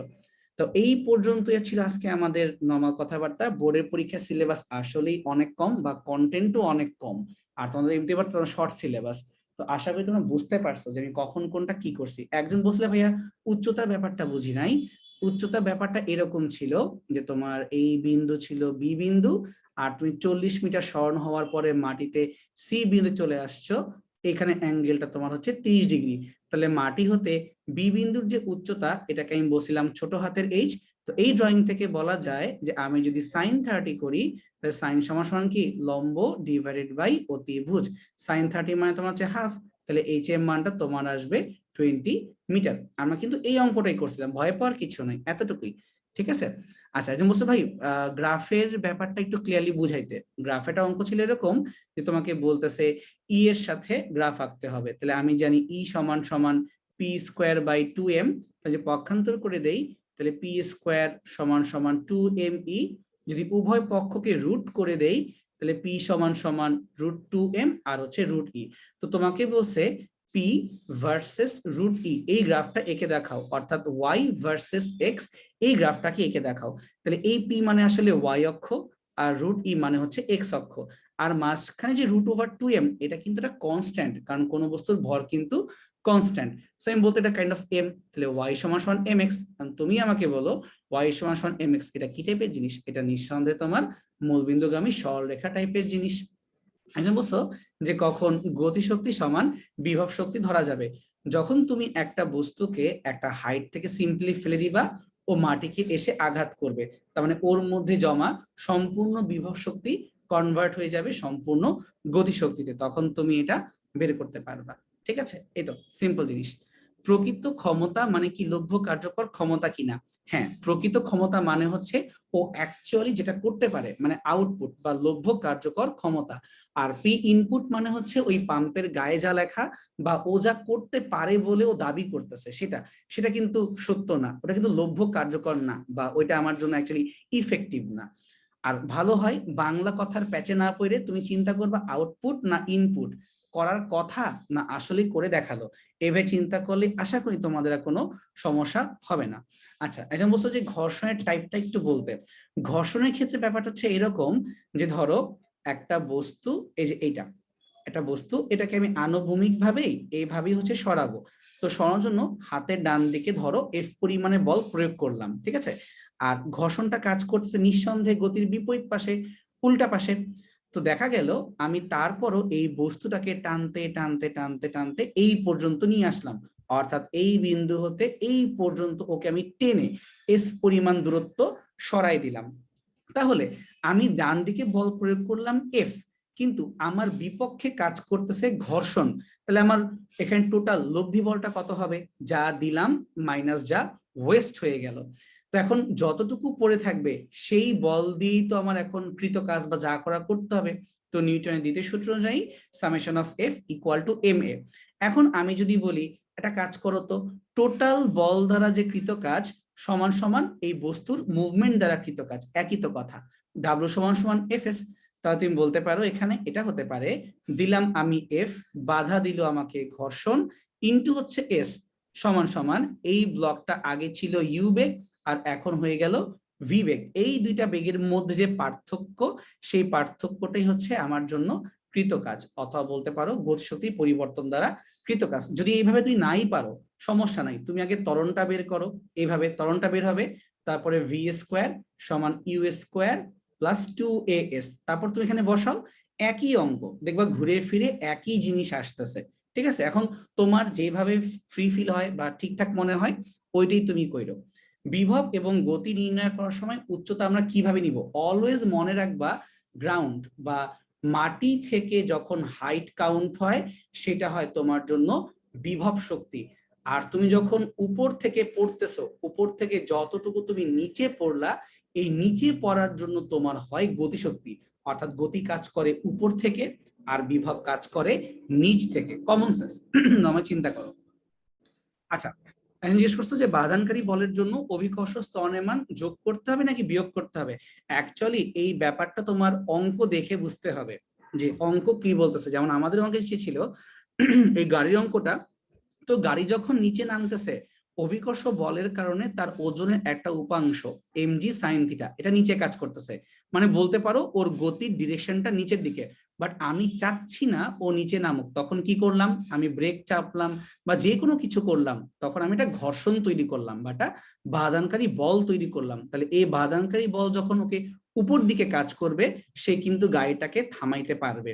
তো গাড়িটা কিন্তু নিচের দিকে একটা বেগ নিয়ে যাওয়া শুরু করছিল, তার মানে নিচের দিকে যাওয়ার জন্য ওর বেগও আছে, ওর ওজনও আছে। এই দুইটাকে আমি আটকায় ফেলবো একটা মাত্র বাধানকারী বল দিয়ে। তাহলে আমার বলটা হচ্ছে এফ, আমাকে ইউজ করে ফেলতেছে বা আমাকে কমাই দিচ্ছে কে? ওজনের উপাংশ এমজি সাইন থিটা, কারণ নিচে কাজ করতেছে। বাট তারপরও আমি ওকে থামাইতে পারবো। তাহলে F minus MG sign theta into অতিক্রান্ত দূরত্ব বাধানকারী বল দ্বারা বা লব্ধি বল দ্বারা কৃত কাজ সমান সমান কি হবে? সমান সমান হবে এই বস্তুটা ইউ আদি বেগ নিয়ে আসতেছিল, নামতে নামতে নামতে নামতে একদম এখানে তোমার এসে জিরো হয়ে গেল। তাহলে এখানে গতিশক্তির পরিবর্তনটা কত? Just simply half m u square minus zero, মানে পরিবর্তনটাকে আমি এখানে ধনাত্মকে রাখতেছি, সমস্যা নেই, মানটা হইলেই হইলো আমার। তাহলে এইটা সমান সমান এইটা। তুমি সবকিছু জানো, শুধুমাত্র এই বাধানকারী বলের মানটাই তুমি জানতা না, তাই পক্ষান্তর করে চলে আসলো।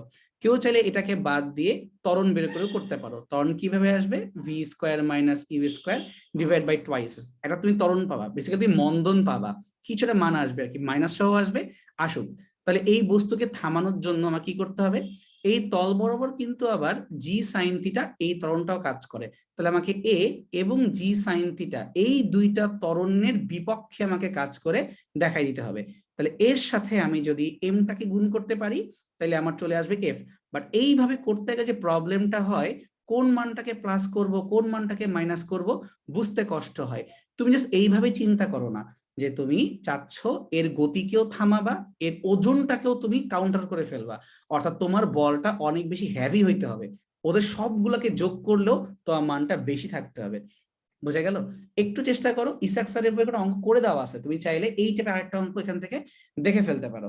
আশা করি তাহলে আজকে আমরা এই পর্যন্ত যত কিছু ডিসকাস করলাম বুঝা গেছে পাম্পের অঙ্কটা বা পাম্পের টপিকটা যথেষ্ট ইম্পর্টেন্ট, আর বাকি সবকিছুই তোমরা আসলে আশা করি পারবা, কোনো সমস্যা হবে না। শুধু এটা মনে রেখো, প্রশ্ন যেহেতু আমাদেরকে 8টা থেকে 2টা অ্যান্সার করতে হবে, তুমি সেই দুইটাই চুজ করো যেই দুইটার ক খ গ ঘ সবগুলোই তুমি পারো বলে মনে হচ্ছে। এমন কিছু চুজ করো না যে ধরো ভাই গেছো আমি পাম্প অ্যান্সার করবো, পাম্পই অ্যান্সার করা শুরু করছো, দরকার নাই, তোমাকে তো ক খ পারতে হবে।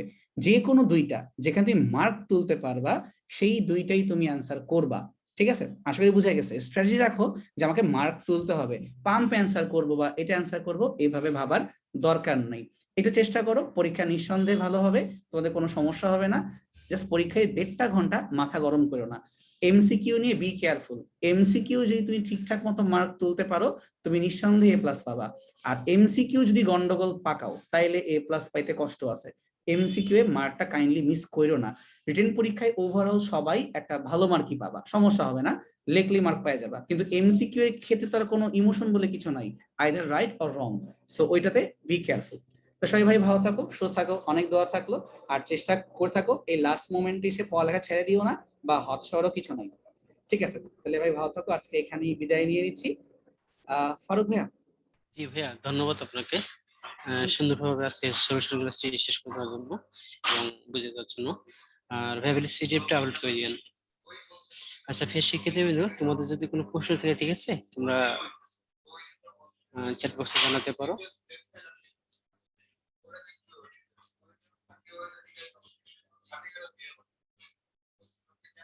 হ্যাঁ, রেকর্ডিং তোমাদের আইডিতে পাবে তো, অবশ্যই রেকর্ডিং ক্লাস পিডিএফ তোমার আইডিতে পাবা।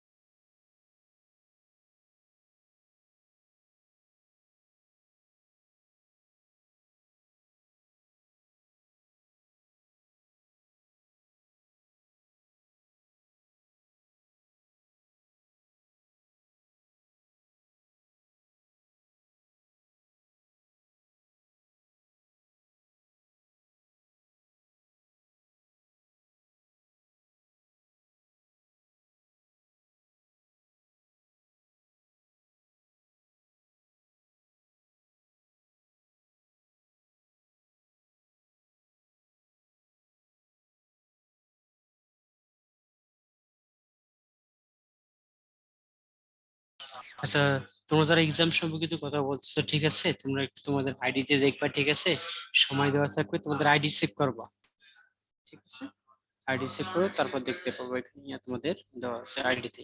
আর রুটিনটা ফলো করো, রুটিনেও দেওয়া আছে, ঠিক আছে, সময় সব দেওয়া আছে তোমাদের।